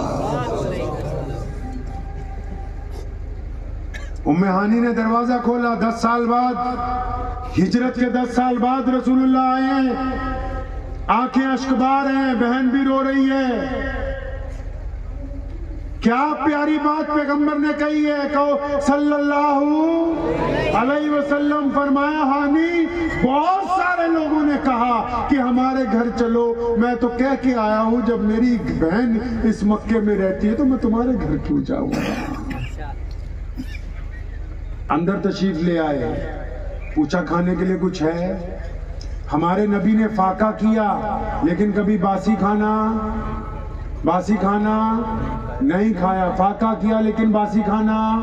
पढ़े इमाम बुखारी को ये पहला मौका है। उम्मे हानी को पूछा खाने के लिए कुछ है? या रसूलुल्लाह घर में कुछ भी नहीं। फरमाया कुछ तो होगा, सारा दिन आज फतेह मक्का में मसरूफ रहे हैं, इतने ज्यादा काम हुए, कुछ तो घर में होगा। या रसूलुल्लाह कई दिन पुरानी एक बासी रोटी है, उसी बासी रोटी को पानी से धो के नबी अलैहि सलाम को पेश किया गया, सिरके के अंदर डुबो के प्यारे पैगंबर ने वो रोटी खाई है। और फिर जब उम्मे हानी ने बिस्तर लगवा दिया तो प्यारे नबी अलैहि सलाम ने उस रात जो बात कही है ना, उस रात जो गुफ्तगू नबी अलैहि सलाम ने की है, मेरा यकीन है कि जमीन की छाती फट गई थी, आसमान का सीना चिर गया था।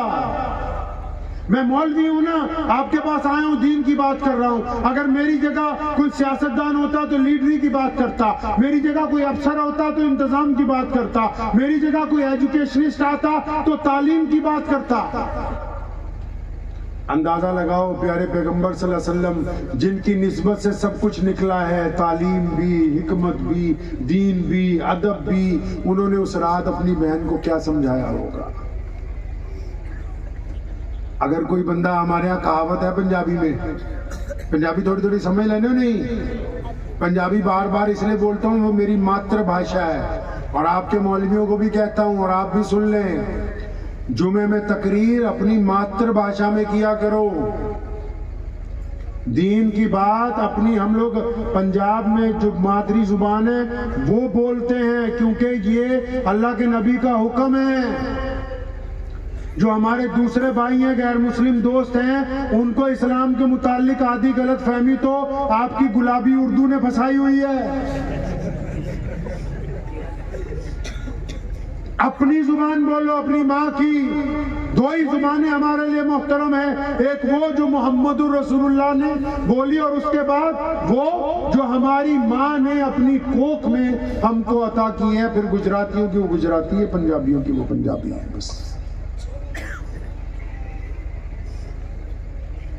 हमारे यहाँ कहावत है पंजाबी में, वो जो बंदा हज करके आता है ना,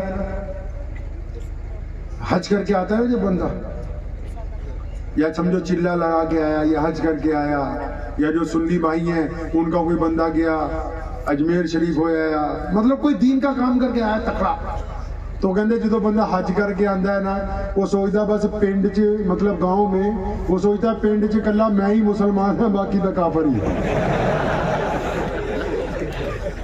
मतलब वो सोचता है कि बस मैं ही दीनदार हूं, इनको क्या पता इस्लाम क्या है।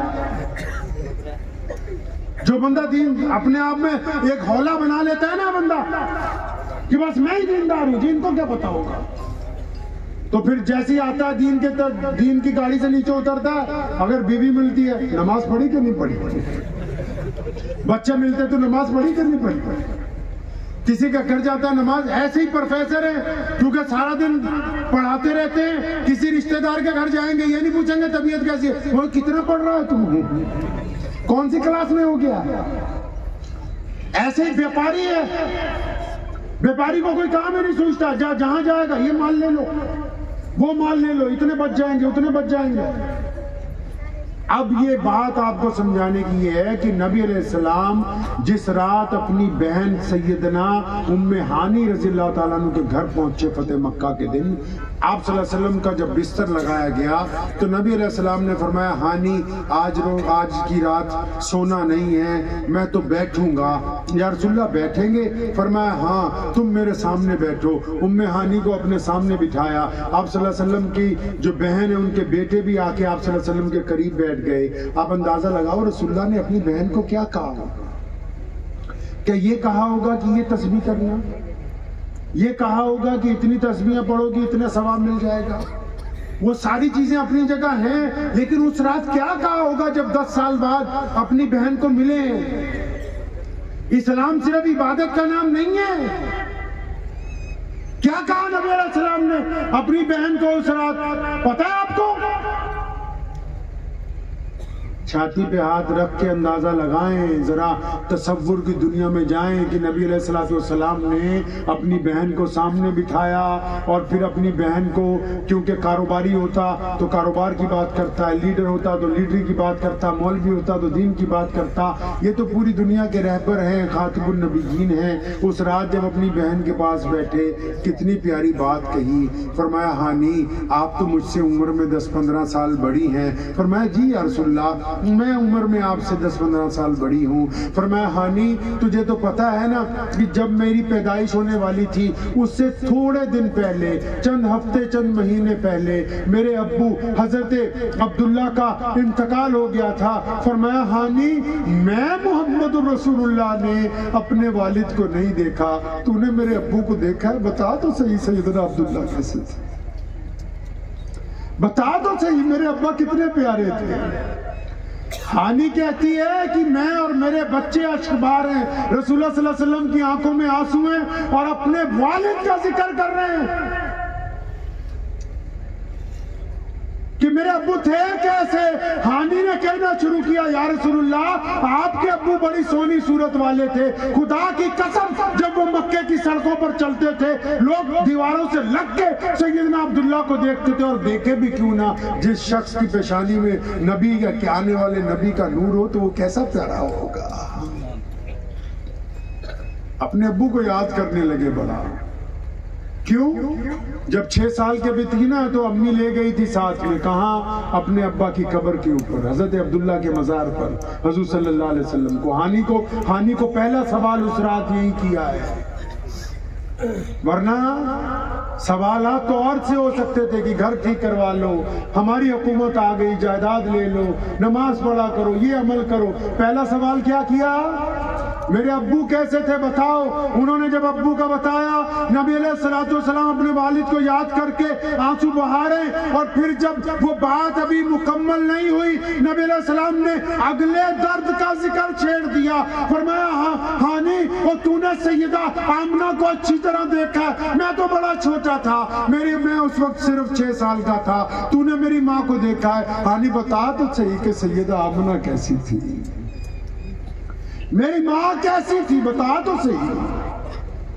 माँ का जिक्र पूरा होता है तो दादा का जिक्र छेड़ते हैं, दादा का जिक्र पूरा होता है तो बचपन के दोस्तों का जिक्र छेड़ते हैं। और मुसलमानों, कायनात के हर इंसान को समझाया कि जब तुम किसी बड़े मर्तबे पर पहुंच जाओ तो फिर अपने ओहदे की डींगे ना हाँकना। फिर जब ऐसा वक्त आ जाए कि जब बिछड़े हुए मिले तो फिर उनको याद करना जो उस वक्त तुम्हारे साथ थे, जब तुम्हारे साथ कोई दूसरा नहीं था। नबी अलैहिस्सलाम ने आखिरी हज किया है 63 साल की उम्र में। कितने साल की उम्र में? 63 साल की उम्र में आखिरी हज किया। और जब चले मदीने से मक्के की तरफ, रास्ते में एक शहर आता है, एक बस्ती आती है जिसका नाम अबवा है। 1,24,000 लोग साथ में हैं, कई किलोमीटर का लश्कर है। और जब अबवा पहाड़ी के करीब से गुजरे, अचानक अपनी ऊँटनी को मोड़ लिया। अबवा पहाड़ी पर ऊँटनी बैठी, रसूलुल्लाह ऊँटनी से उतरे, एक कब्र के सिरहाने बैठे, छम छम आंसू बरस रहे हैं। और फिर एक बात कही, अम्मा मैं 6 साल का था तो मुझे छोड़ के चली गई थी। इमाम बुखारी ने लिखा है कि दोनों रसूलुल्लाह ने अपने दोनों घुटने ऐसे उठाए, अपना सर रख लिया और ज़ारो कतार अपनी माँ को याद करके रो रहे हैं।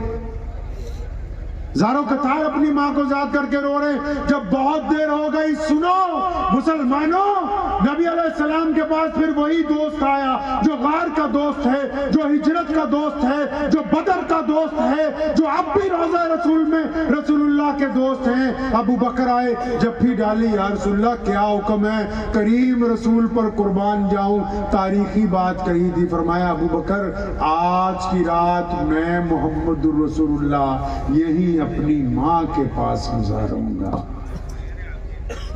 कहां बिस्तर लगाया? अपनी माँ की कब्र के पास। तो मैं अक्सर पूछा करता हूं नमाजियों से, आपको बड़ा ज़ौम है, बड़ा गरूर है इस बात पर कि हम नमाजी हैं, हम दीनदार हैं, हम मुत्तकी हैं, हम परहेजगार हैं। जरा ये तो बताओ नमाज पढ़ने वालों कि कभी अपने बाप के साथ गले मिले हो जाके? बताओ तो सही, क्या कभी अपने बाप से गले मिले हो? जफ्फी डाली है कभी अपनी माँ के पैर दबाए? रसूलुल्लाह सल्लल्लाहु अलैहि वसल्लम मस्जिद नबी में पहुंचे, बिलाल ने तकबीर कही, सहाबा ने सफे लगाई, रसूलुल्लाह अपने मुसल्ले पर पहुंचे। अचानक दिल में क्या बात आई, पलट गए और कहा, बिलाल सुन, तकबीर तो तू कह चुका है, सफे भी बंद चुकी हैं, लेकिन अगर मेरी माँ जिंदा होती ना बिलाल, और वो हुजरे से कहती मोहम्मद, तो फरमाया मैं तो नमाज छोड़ के अपनी माँ के पास जाता था। नमाज क्यों पढ़ते हो? क्यों पढ़ते हो भाई नमाज? कभी सोचा है नमाज क्यों पढ़ते हो? आप अंदाजा लगाएं, हमारी हालत इसलिए ज्यादा खराब है कि इस्लाम का मकसद क्या है वो हम भूल गए हैं, और जो जरूरतें हैं उसके ऊपर लड़ रहे हैं, जरूरतों पर लड़ रहे हैं। क्या कर रहे हैं जी? जरूरतों पर लड़ रहे हैं। पहले आपको देसी तरीके से समझाता हूं बात में। ये जलसे का मकसद क्या है आप सबका यहाँ आना? ताकि हम लोग इकट्ठे होकर अल्लाह और उसके रसूल की बात करें, सुने और सुने। यही मकसद है ना जी? बोलो, यही मकसद है ना? अगर ये टेंट ना लगाते तो ये जितनी बातें मैंने कही हैं तब भी मैं कह सकता था नहीं?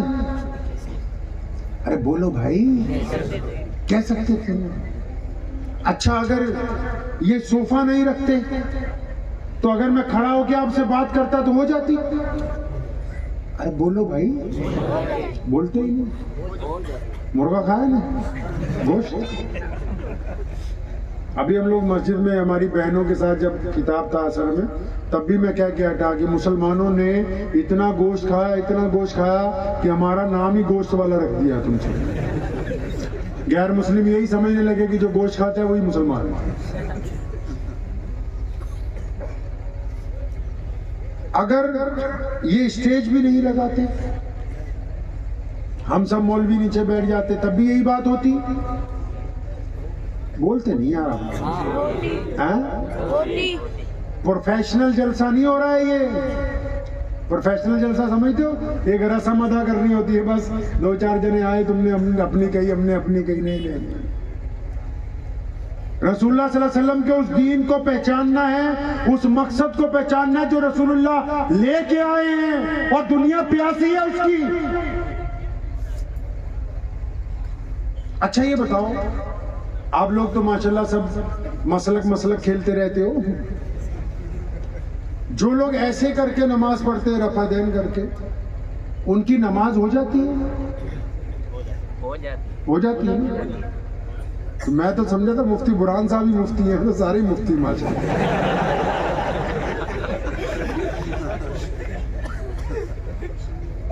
मतलब ये अंदाजा लगाएं कि पता है आपको, मतलब जो ऐसे करके नमाज पढ़ते हैं, रफादैन करके, उनकी नमाज भी और बोलो यार जोर से। अगर आप बोलेंगे तो मैं 15 मिनट और बात करूंगा, आप अगर चुप हो जाएंगे तो फिर सलाम अलैकुम। जो ऐसे करके उनकी नमाज हो जाती है। अगर कोई यहाँ नियत बांधे उसकी, और अगर कोई यहाँ नियत बांधे, और अगर कोई नाक पर नियत बांधे, बोलो भाई, हो जाती है ना? अब अंदाजा ये लगा लीजिए कि जो जरूरतें थोड़ी बहुत आगे पीछे होके चल सकती हैं, उन जरूरतों के ऊपर तो हम लड़ रहे हैं, और जो मकसद नमाज है वो हमें याद नहीं है। क्या नाम बताया था? अम्मार अरबाज। नमाज क्यों पढ़ते?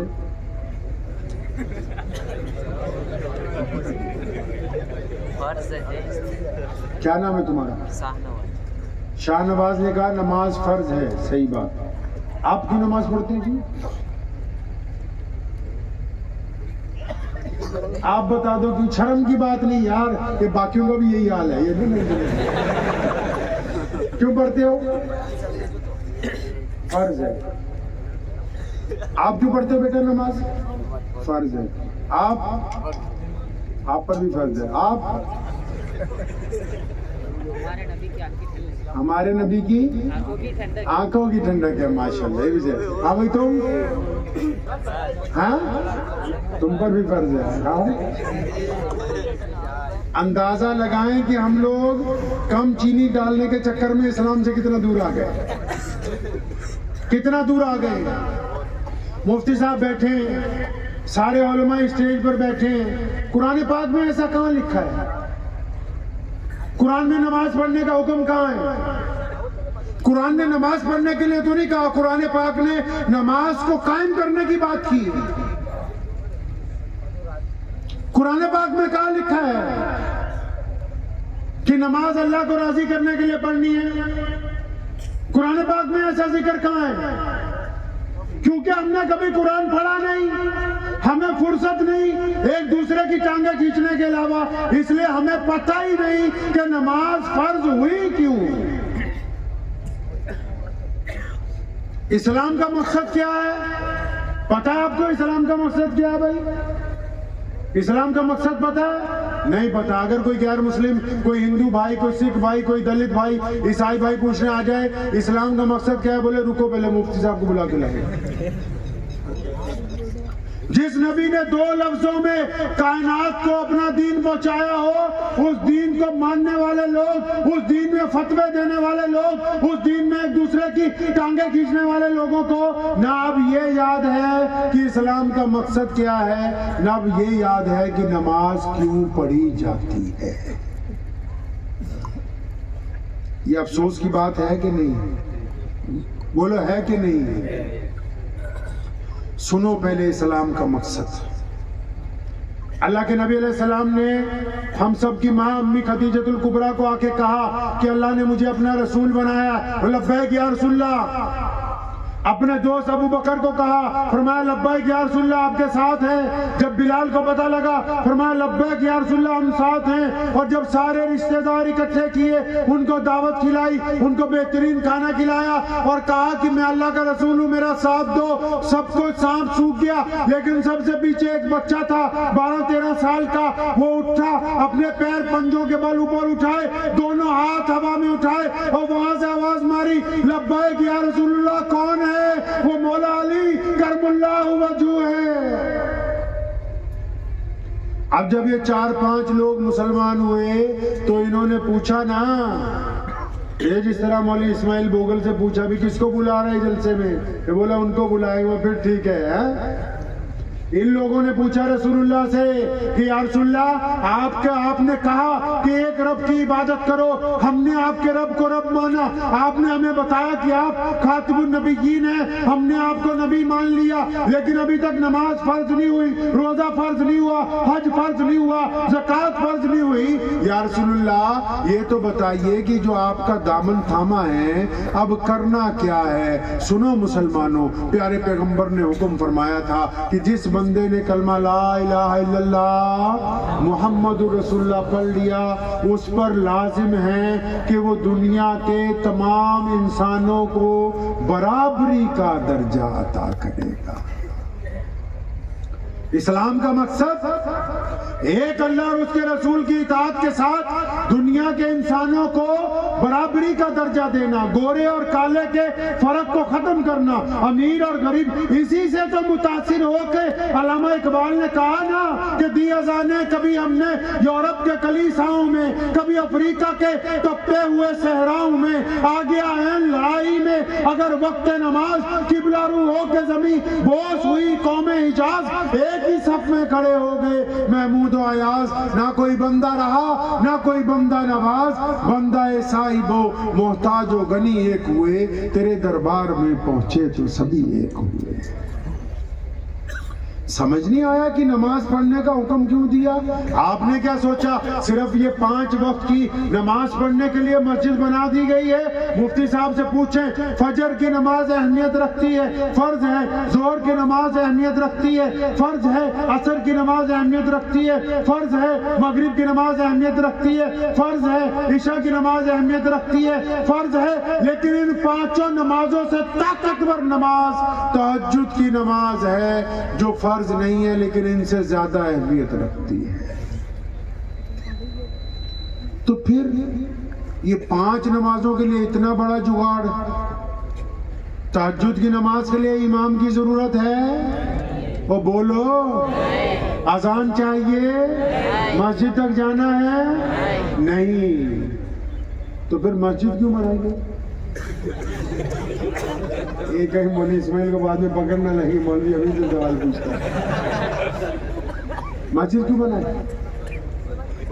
इबादत के लिए। ये बंदा ठीक है, आप बताओ जी। इबादत के लिए। आप बताओ। इबादत के लिए। तू बता भाई। इबादत के लिए। तुम भाई हैं? खुदा को याद करने। अगर यही हालत रही तो हम लोग इस्लाम से दूर चले जाएंगे। ये जो मैं मामलात पे आप पे बात कर रहा हूँ, ये संगीन बातें, ये वो वाले मसले फतवे नहीं मैं आपको सुना रहा हूँ जिससे आप एक दूसरे की बेइज्जती कर सके। ये वो बातें जो इस्लाम की रूह के साथ जुड़ी हुई है। सुनो, कुरान पाक में आयत है, हाफिज साहब क्या है? इन्ना सलाता हाँ, क्या बात की अल्लाह ताला ने। फरमाया इसलिए नमाज तुम पर फर्ज कर दी गई ताकि तुम गंदी बातें करनी छोड़ दो और अच्छी बातें शुरू कर दो। तुम तो कहते हो कि फर्ज की गई है, फर्ज क्यों की गई इसकी बात क्यों नहीं करते हो? नमाज की वजह तस्मिया क्या है? एक बंदा नमाज भी पढ़े, ठगी भी मारे, नमाज भी पढ़े, चोरी भी करे, नमाज भी पढ़े, किसी की बेटी की तरफ गंदी निगाह भी डाले, नमाज भी पढ़े, माँ बाप को गाली भी दे। ये किस बेवकूफ ने समझाया कि ये नमाज हो रही है? फिर पंजाबी में एक शेर सुनाता हूँ। हमारा बुल्ला है ना, एक बुल्ले शाह का नाम सुना नहीं?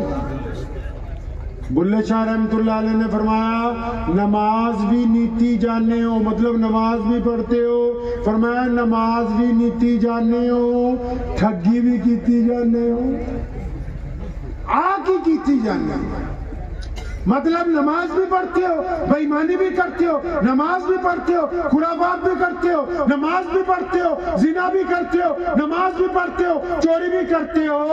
ये किसने कहा कि ये नमाज हो रही है? नमाज वही है, रसूलुल्लाह ने फरमाया कि नमाज वही है जो बंदे को बुराइयों से रोकती हो। मियाँ साहब इस दिल से पूछो, अगर आप नमाज पढ़ते हैं तो गुनाह करते हैं, तो इसका मतलब नमाज हो नहीं रही, हो नहीं रही है ये नमाज। ये नमाज क्यों बनाई पता है? अल्लाह ने रसूलुल्लाह को कहा ना कि तेरी उम्मत ऐसी उम्मत होगी जो कायनात में दीन फैलाएगी, हर रंग में, हर नस्ल में। ये इस्लाम जो आज पूरी दुनिया में हर रंग और नस्ल में ऐसे थोड़ी पहुंचा। रसूलुल्लाह ने आइडियल मुसलमान बना दिए। मुसलमानों को आइडियल बनाने के लिए जरूरी था कि वो नमाजी हो, क्योंकि नमाज फर्क पैदा करती है दीनदार में और बेईमान में, ठग में और ईमानदार में। अब हम पूरी कायनात में क्यों पहुंचे? क्योंकि नमाज ने हमें प्रैक्टिकली दीनदार बनाया। क्या बनाया जी? सिर्फ नमाज सजदे का नाम नहीं है, नमाज इत्तफाक का नाम है, नमाज क़ियादत का नाम है, नमाज सफों में दुरुस्तगी का नाम है, नमाज दुख दर्द को बांटने का नाम है, नमाज शफकत का नाम है। कुरान ने नहीं कहा? हाफिज साहब वो कौन सी आयत है? अराइतल्लज़ी युकज़्ज़िबु बिद्दीन फ़ज़ालिकल्लज़ी यदूल यतीम वला यहुज़्ज़ु अला तुआमिल मिस्कीन फवई, बोलो ना फवई। अरे किन नमाजियों की पिटाई की बात हो रही है यहाँ? तो हैरान हो रहा है, अरे कुरान शरीफ में नमाजियों की पिटाई की बात? ये किन नमाजियों को कहा कि तुम्हारी नमाज तुम्हारे मुंह पे मारेंगे? क्यों? अल्लाह ने फरमाया कि नमाज भी पढ़ते हो, यतीम के मुंह में लुकमा नहीं डालते, नमाज भी पढ़ते हो, यतीम की खबरगिरी नहीं करते, नमाज भी पढ़ते हो, रास्ते से पत्थर नहीं हटाते, नमाज भी पढ़ते हो, माँ के पैर नहीं दबाते, नमाज भी पढ़ते हो, हराम माल घर पे लेके जाते हो, नमाज भी पढ़ते हो, बीवी के चेहरे पे थप्पड़ मारते हो। तो फरमाया ऐसे नमाजियों की तो पिटाई होनी चाहिए, इनके ये कोई नमाज थोड़ी पढ़ रहे हैं। इन्होंने सोचा तो पता नहीं बस 5 टाइम अल्लाहु अकबर। इसलिए नहीं बनाई, इसलिए बनाई ये जो अल्लाहु अकबर कहते हैं ना, फिर ये दोनों हाथों से ऐलान करते हैं कि अब हम दुनिया की किसी ताकत से डरते नहीं, हम किसी को नहीं मानते, एक खुदा की इबादत करते हैं, दिल से खौफ निकाल के बाहर फेंकते हैं, फिर नियत बांधते हैं। नमाज का मतलब ही नहीं पता ही नहीं नमाज पढ़ क्यों रहे हैं। अल्लाह के बंदे, अगर आपकी नमाज आपको बुराइयों से नहीं रोक रही तो मौलाना से पूछने की जरूरत नहीं, यकीन कर लीजिए कि नमाज हमें फायदा नहीं पहुंचा रही। इसके लिए जरूरी है कि हम और अच्छी तरह नमाज को अदा करें, और अच्छी तरह नमाज पढ़ें। और अच्छी तरह नमाज कैसे? वो नमाज ऐसे कि जब नमाज पढ़ के हम बाहर निकले, किसी की बेटी पर निगाह पड़ जाए तो अपनी आंखें झुका लें, जेब में ज्यादा पैसे हो, सके भाई के घर में फाका हो तो चुपके से जाके उसके दरवाजे के नीचे एक लिफाफा रकम का फेंक के आ जाए। अच्छी नमाज ऐसे कि हमें अल्लाह ने मालदार बनाया हो, हमारा पड़ोसी चाहे वो गैर मुस्लिम क्यों ना हो, वो परेशानी के दिन गुजारता हो तो हम खामोशी से जाएं, उसकी इज्जत नफ्स रखते हुए उसको पैसे देके आ जाएं। पूरी दुनिया में लोग ईमान में क्यों आए पता है आपको? पूरी दुनिया में लोग ईमान में क्यों आए? अफ्रीका में जाओ, जर्मन में जाओ, फ्रांस में जाओ, टोक्यो में जाओ, हर रंग और नस्ल के मुसलमान क्यों आए पता है? क्योंकि रसूलुल्लाह ने दुखती रग पकड़ ली थी इंसानों की। दुखती रग क्या है? फरमाया ना, जो कलमा पढ़ चुका है उस पे लाजिम है सबको बराबरी का दर्जा। क्या देगी? सबको बराबरी का। तो ये नमाज से सीखते नहीं हो यार? जब इमाम साहब मुसल्ले पे खड़े होते हैं, पीछे मुअज्जिन तकबीर कहता है, जब नियत बांध लेते हैं, अगर ट्रस्टी साहब देर से आएंगे तो कहाँ नमाज पढ़ेंगे? और बोलो कहाँ पढ़ेंगे? पीछे। नमाज की ये खूबसूरती नजर नहीं आती? अगर और देर से आए तो कहाँ? और पीछे। और अगर ज्यादा देर से जुमे में आए तो जहां मुसलमानों ने जूतियां उतारी वहां नमाज पढ़ेंगे, क्योंकि ये रसूलुल्लाह की कायम करदा नमाज है। कोई भी चौधरी किसी के कंधे को फलांग के आगे नहीं जा सकता है। नमाज तो घर में भी पढ़ सकते थे, लेकिन मस्जिद क्यों बनाई? या रसूलुल्लाह मस्जिद क्यों बनाई? प्यारे पैगंबर ने फरमाया मस्जिद बनाओ। या रसूलुल्लाह क्यों बनाए? फरमाया नमाज पढ़ेंगे। या रसूलुल्लाह कैसे नमाज पढ़ेंगे? फरमाया इकट्ठे होके नमाज पढ़ेंगे। नमाज तो घर में भी पढ़ सकते थे, मस्जिद क्यों बनाई? इकट्ठे होकर नमाज पढ़ने के लिए। या रसूलुल्लाह इकट्ठे कैसे होना है? फरमाया कंधे से कंधा जोड़ के खड़े होंगे ना। या रसूलुल्लाह कंधे से कंधा जोड़ने से क्या होगा? फरमाया तुम्हारे दिल आपस में मिल जाएंगे। अब कोई बंदा नमाज पढ़ता हो, साथ वाले नमाजी का उसको पता ना हो। जमात की नमाज इसलिए बनाई थी, अब्दुल रहमान बीमार हो जाए, मोहम्मद को कोई तकलीफ हो, जुनैद को कोई तकलीफ हो, तो शाम को इस्माइल भाई उसके घर पहुंच जाए। क्या बात है मेरे भाई? अब तो नमाजियों को जमात का मकसद ही नहीं पता, जमात के मायने नहीं पता, जमात कायम क्यों की गई, इमाम आगे क्यों खड़ा किया, इमाम की जगह शूरा नहीं लगा देते, इमाम की जगह 4 लोगों की कमेटी नहीं बना देते। एक बोलता रुकू में जाएंगे, दूसरा बोलता सजदा करेंगे। इमाम इसलिए लगाया ताकि आप एक अमीर के तहत मुत्तफिक हो। कहा ना अल्लामा इकबाल ने, कौम मजहब से है, मजहब जो नहीं कुछ भी नहीं, रब्ते बाहम जो नहीं, महफिल अंजुम भी नहीं।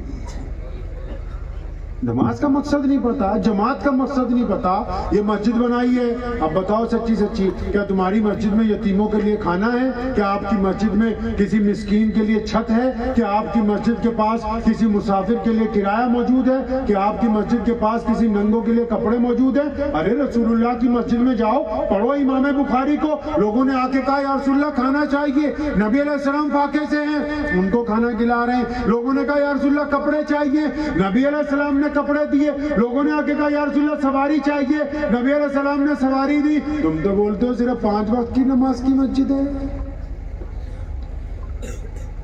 और मुतवल्ली साहब, आप ही की मस्जिद को नहीं कह रहा, पूरे मुल्क की बात कर रहा हूं।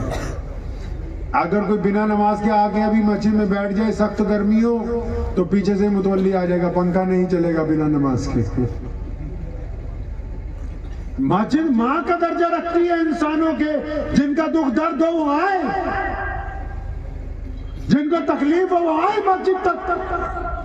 मस्जिद में उन लोगों को अल्लाह ने खिदमत दी है जो दर्दमंद मुसलमान हैं, जिनके दिल में कौम का, मिल्लत का, मुल्क का, समाज का दर्द है, जो किसी की मदद करते हुए उसको ऐनक लगा के हिंदू मुस्लिम सिख ईसाई समझकर नहीं देखते। मस्जिद में उन लोगों को खिदमत दी गई है जो अल्लाह के घर के नौकर हैं। उनको पता है कि इस दरवाजे पर आने वाला मेहमान अल्लाह का मेहमान है।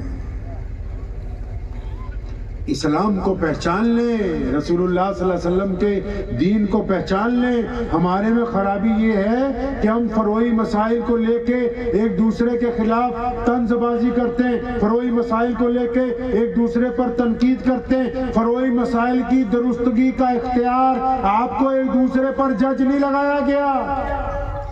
फरोई मसाइल की दुरुस्तगी का इख्तियार आइम्मा को दिया गया, वो भी मस्जिद के मेंबर से जुमे के दिन बैठ के कहेंगे, उम्मत को समझाएंगे, बीमारियां समझाएंगे, तकलीफें समझाएंगे, गुनाहों पर तवज्जो दिलवाएंगे, मुनकिरात पर तवज्जो दिलवाएंगे, मसलक के ऊपर कायम रखेंगे। आपको एक दूसरे पर जज नहीं लगाया कि गली मोहल्लों में एक दूसरे की बेइज्जती करते फिर, अल्लाह ने ऐसा इख्तियार आपको नहीं दिया है। नबी अलैहिस्सलाम ने फरमाया किसी माँ ने कोई ऐसा बेटा नहीं पैदा किया, किसी माँ ने कोई ऐसी बेटी नहीं पैदा की, और आगे यहां तक फरमाया अल्लाह ने मखलूक में कोई शय ही ऐसी नहीं बनाई जो बिना इज्जत वाली हो। तुम कौन होते हो बताने वाले कि कौन इज्जत वाला है कौन इज्जत वाला नहीं। नबी अलैहिस्सलाम गैरतमंद नबी हैं। हमारी गैरत ही हमारे अंदर मौजूद नहीं है। जिसका दिल चाहे जिससे मर्जी हाथ फैला के मांग ले, जिसका मर्जी जिसके आगे जाके अपना सवाल दराज कर दे। नबी अलैहिस्सलाम की सवारी से तो अगर दुर्रा भी गिर जाता था बजाते खुद नीचे उतर के उठाते थे। किसी की मदद लेना नबी अलैहिस्सलाम पसंद नहीं करते। इस्लाम को उस लबो लहजे में पहचानना। एक बात छोटी सी समझ लीजिए, सैमसंग के मोबाइल में एप्पल का सॉफ्टवेयर नहीं चल सकता, एप्पल में सैमसंग का नहीं चल सकता। ये दीन मोहम्मदुर रसूलुल्लाह का है। किसका दीन है जी? मोहम्मदुर रसूलुल्लाह का दीन है। इसमें मेरा तुम्हारा मसला नहीं चल सकता। जब तक उनकी इताअत नहीं होगी, उनकी ताबेदारी नहीं होगी, उनका सॉफ्टवेयर अपडेट नहीं होगा, तब तक हम अल्लाह के करीबी बंदे नहीं बन सकते। अब नबी अलैहिस्सलाम ने दीन कैसे पहुंचाया? नबी अलैहिस्सलाम ने दीन कैसे पहुंचाया? एक आखिरी वाकया सुना के आपको मैं गुफ्तगू को खत्म करूंगा। नबी अलैहिस्सलाम की एक सुन्नत है, आपको पता होगा, मिसवाक है नहीं? मिसवाक रखना सुन्नत है। तो बोले एक जंग में मिसवाक करनी भूल गए थे। सब झूठी हदीसें घड़ी हुई है, कहां से ला कर। तो बोले एक जंग से वापिस आ रहे थे तो फरमाया जिधर से आ रहे हैं ये छोटा है और जिधर नफ्स के लिए लड़ेंगे वो बड़ा है। तो नबी अलैहिस्सलाम चाहते क्या हैं आपसे, ये सुनिए बात। असल इस्लाम में नबी अलैहिस्सलाम आपसे क्या चाहते हैं? हमारे नबी अलैहिस्सलाम का ये मिजाज है, आप सल्लल्लाहु अलैहि वसल्लम की ये सुन्नत है। सहाबा में ही आप सल्लल्लाहु अलैहि वसल्लम ने मिजाज पैदा किया, हुक्म हुआ। कुरान पाक में भी इसका जिक्र है, हदीस पाक में भी इसका जिक्र है।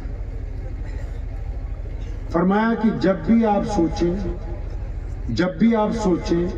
मुस्बत सोचें, जब भी आप सोचें पॉजिटिव सोचें। एक बंदे को कत्ल कर दिया ना जंग में, उसने कहा मैं मुसलमान हो गया हूं, फिर भी उसको मार दिया गया। अल्लाह ने कुरान पाक में भी फरमाया कि पहले तुम भी ऐसे ही थे, इसका दिल फाड़ के देखा है। सहाबा ने कहा या रसूलल्लाह फलां बंदे पे हमें शक है। नबी अलैहिस्सलाम नाराज हुए, फरमाया इसकी छाती फाड़ के देखिए। आप सल्लल्लाहु अलैहि वसल्लम कैसे सोचते थे? पॉजिटिव। कैसे सोचते थे? पॉजिटिव। बोलो भाई कैसे सोचते थे?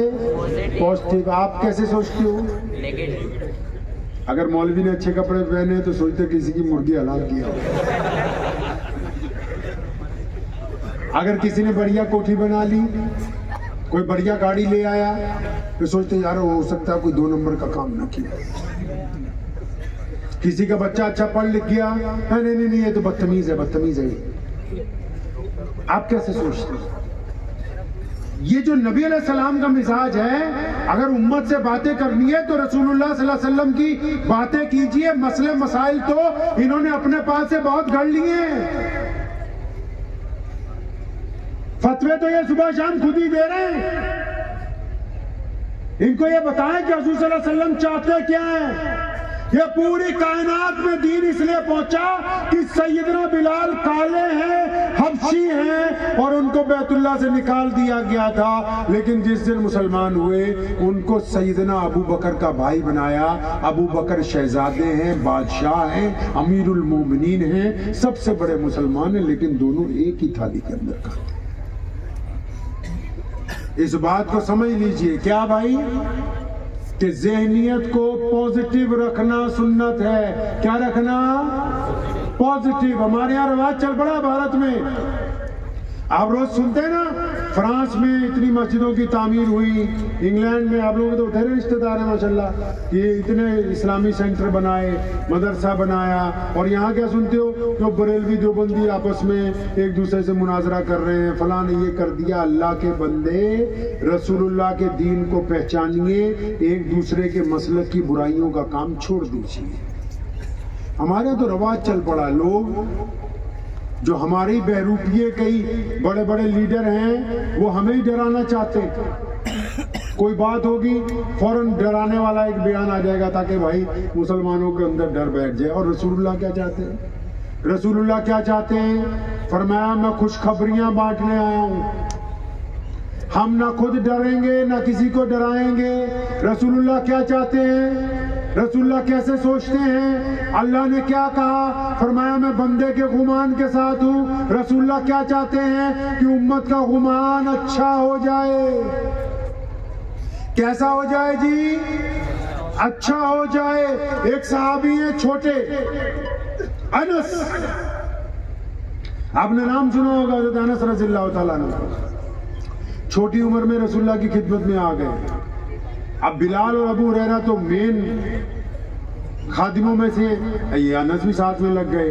अब अनस रज़ियल्लाहु ताला अन्हु की सुनो, बच्चे तो बच्चे ही होते हैं, जैसे जैसे परवान चढ़ने लगे, बड़े होने लगे, फरमाते मेरे दिल में एक दिन ख्याल आया, अनस ये करीम रसूल इतना प्यार करते हैं, इतनी मोहब्बत करते हैं, लोगों से भी इतनी मोहब्बत, चरिंदों परिंदों से मोहब्बत, जानवरों से मोहब्बत, दरख्तों से मोहब्बत, हवाओं से मोहब्बत, अरे ये तो इतना प्यार करते हैं, कभी किसी के साथ नाराज होते हुए नहीं देखा। अनस कोई ऐसी प्लानिंग बनाओ, कोई ऐसा इरादा बनाओ, कुछ ऐसा वक्त क्रिएट कर लो कि रसूलुल्लाह सल्लल्लाहु अलैहि वसल्लम को गुस्सा आ जाए और वो तुम्हारे एक आधी चपत, तो फिर सारी दुनिया कहेगी कि हमसे रसूलुल्लाह प्यार करते थे। अकेला अनस कहेगा फख्र से कि मैंने रसूलुल्लाह की मार भी खाई है।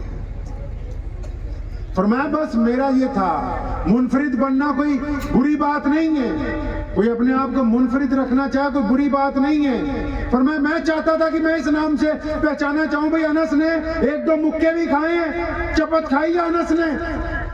प्लानिंग करता रहा तो कोई रसूल सल्लल्लाहु अलैहि वसल्लम नाराज ही नहीं होते थे, गुस्सा ही नहीं आता था, नबी अलैहि सलाम को गुस्सा नहीं आता था।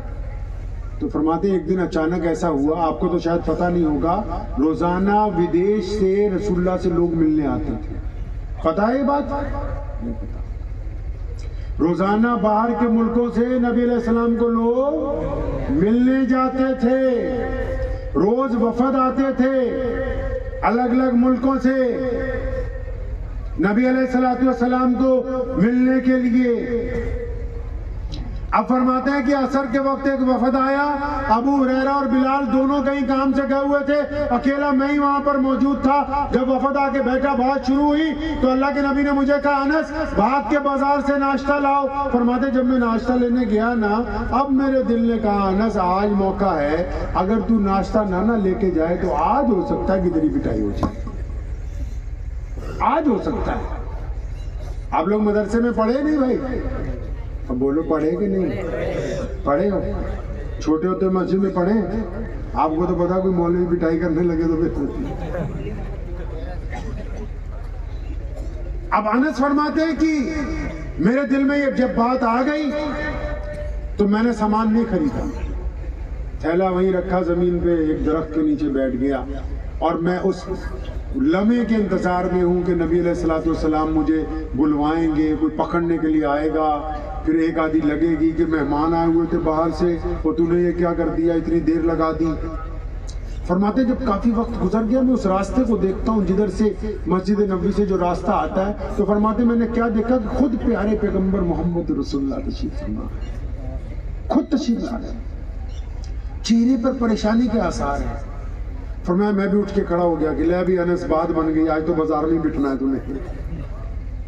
फरमाया नबी अलैहिस्सलाम ने जब मुझे देखा तेज तेज कदम उठाया, मैं भी रसूलुल्लाह की तरफ जब बढ़ा, फरमाया करीब आके ना नबी अलैहिस्सलाम ने पूरी ताकत के साथ मुझे अपनी छाती से लगा लिया और आप सल्लल्लाहु अलैहि वसल्लम की आंखों में आंसू हैं, सर पे हाथ फेरा, फरमाया मेरे बेटे अनस गिर तो नहीं गए थे आपके चोट तो नहीं लग गई, किसी ने आपको मारा तो नहीं? मैंने कहा इतनी देर हो गई, बच्चा कहाँ रह गया? फरमाया मैं रसूलुल्लाह से ज्यादा रोया और इस हद तक रोया कि मेरे दिल ने कहा कि अनस ये वो करीम रसूल हैं जो बुराई में से अच्छाई को निकाल के बाहर ले आते हैं। आप कैसे सोचते हैं? आप लोगों को डराते हैं, आप लोगों में दहशत डालते हैं, आप दूसरी कौमों के मुतालिक क्या गलत मैसेज करते हैं? आप कैसे सोचते हैं? आप ऐसे सोचते हैं कि अगर कोई बंदा बीमार होता है ना, तो आप जब उसको मिलने के लिए जाते हैं तो उसको देख के कहते हो बहुत कमजोर लग रहे हो, अगले का दिल बैठ जाता है। फिर अगली बात आप उसको ये कहते हो, ओहो मेरे ताया भी इसी बीमारी से मर गए थे। आप अंदाजा लगाएं आपको रसूलुल्लाह ने कौन सा दीन दिया है, आप किसके वारिस हैं? बिल्कुल बसात उल्टी की हुई है आपने। वो मदीना मुनव्वरा में बैठ के उम्मत को हुक्म देते हैं कि जो भी मेरा उम्मती सोचेगा पॉजिटिव सोचेगा। कैसे सोचेगा जी? पॉजिटिव सोचेगा।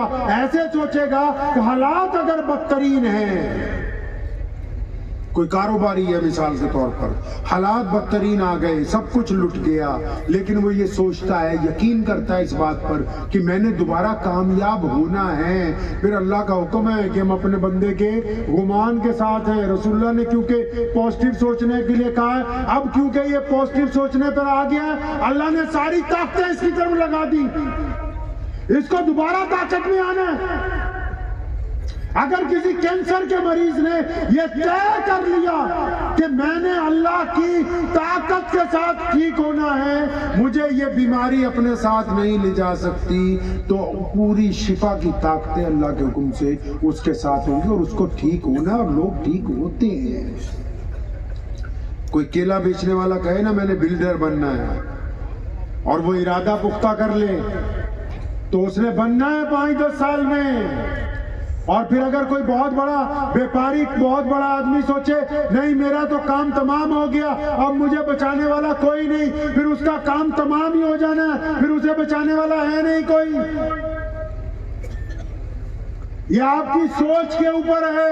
तभी तो रसूलुल्लाह ने फरमाया, हुक्म दिया अपने सहाबा को, तुमने क्या इसका दिल फाड़ के देख लिया? फरमाया नहीं, जिसके मुतालिक भी राय कायम करो तो कैसी राय कायम करो जी? अच्छी राय कायम कीजिए। मुल्क के हालात में बहुत सारे मौलवी, बहुत सारे यूट्यूब पर बैठे हुए लोग बुरी हमारी राय को तब्दील करना चाहते हैं।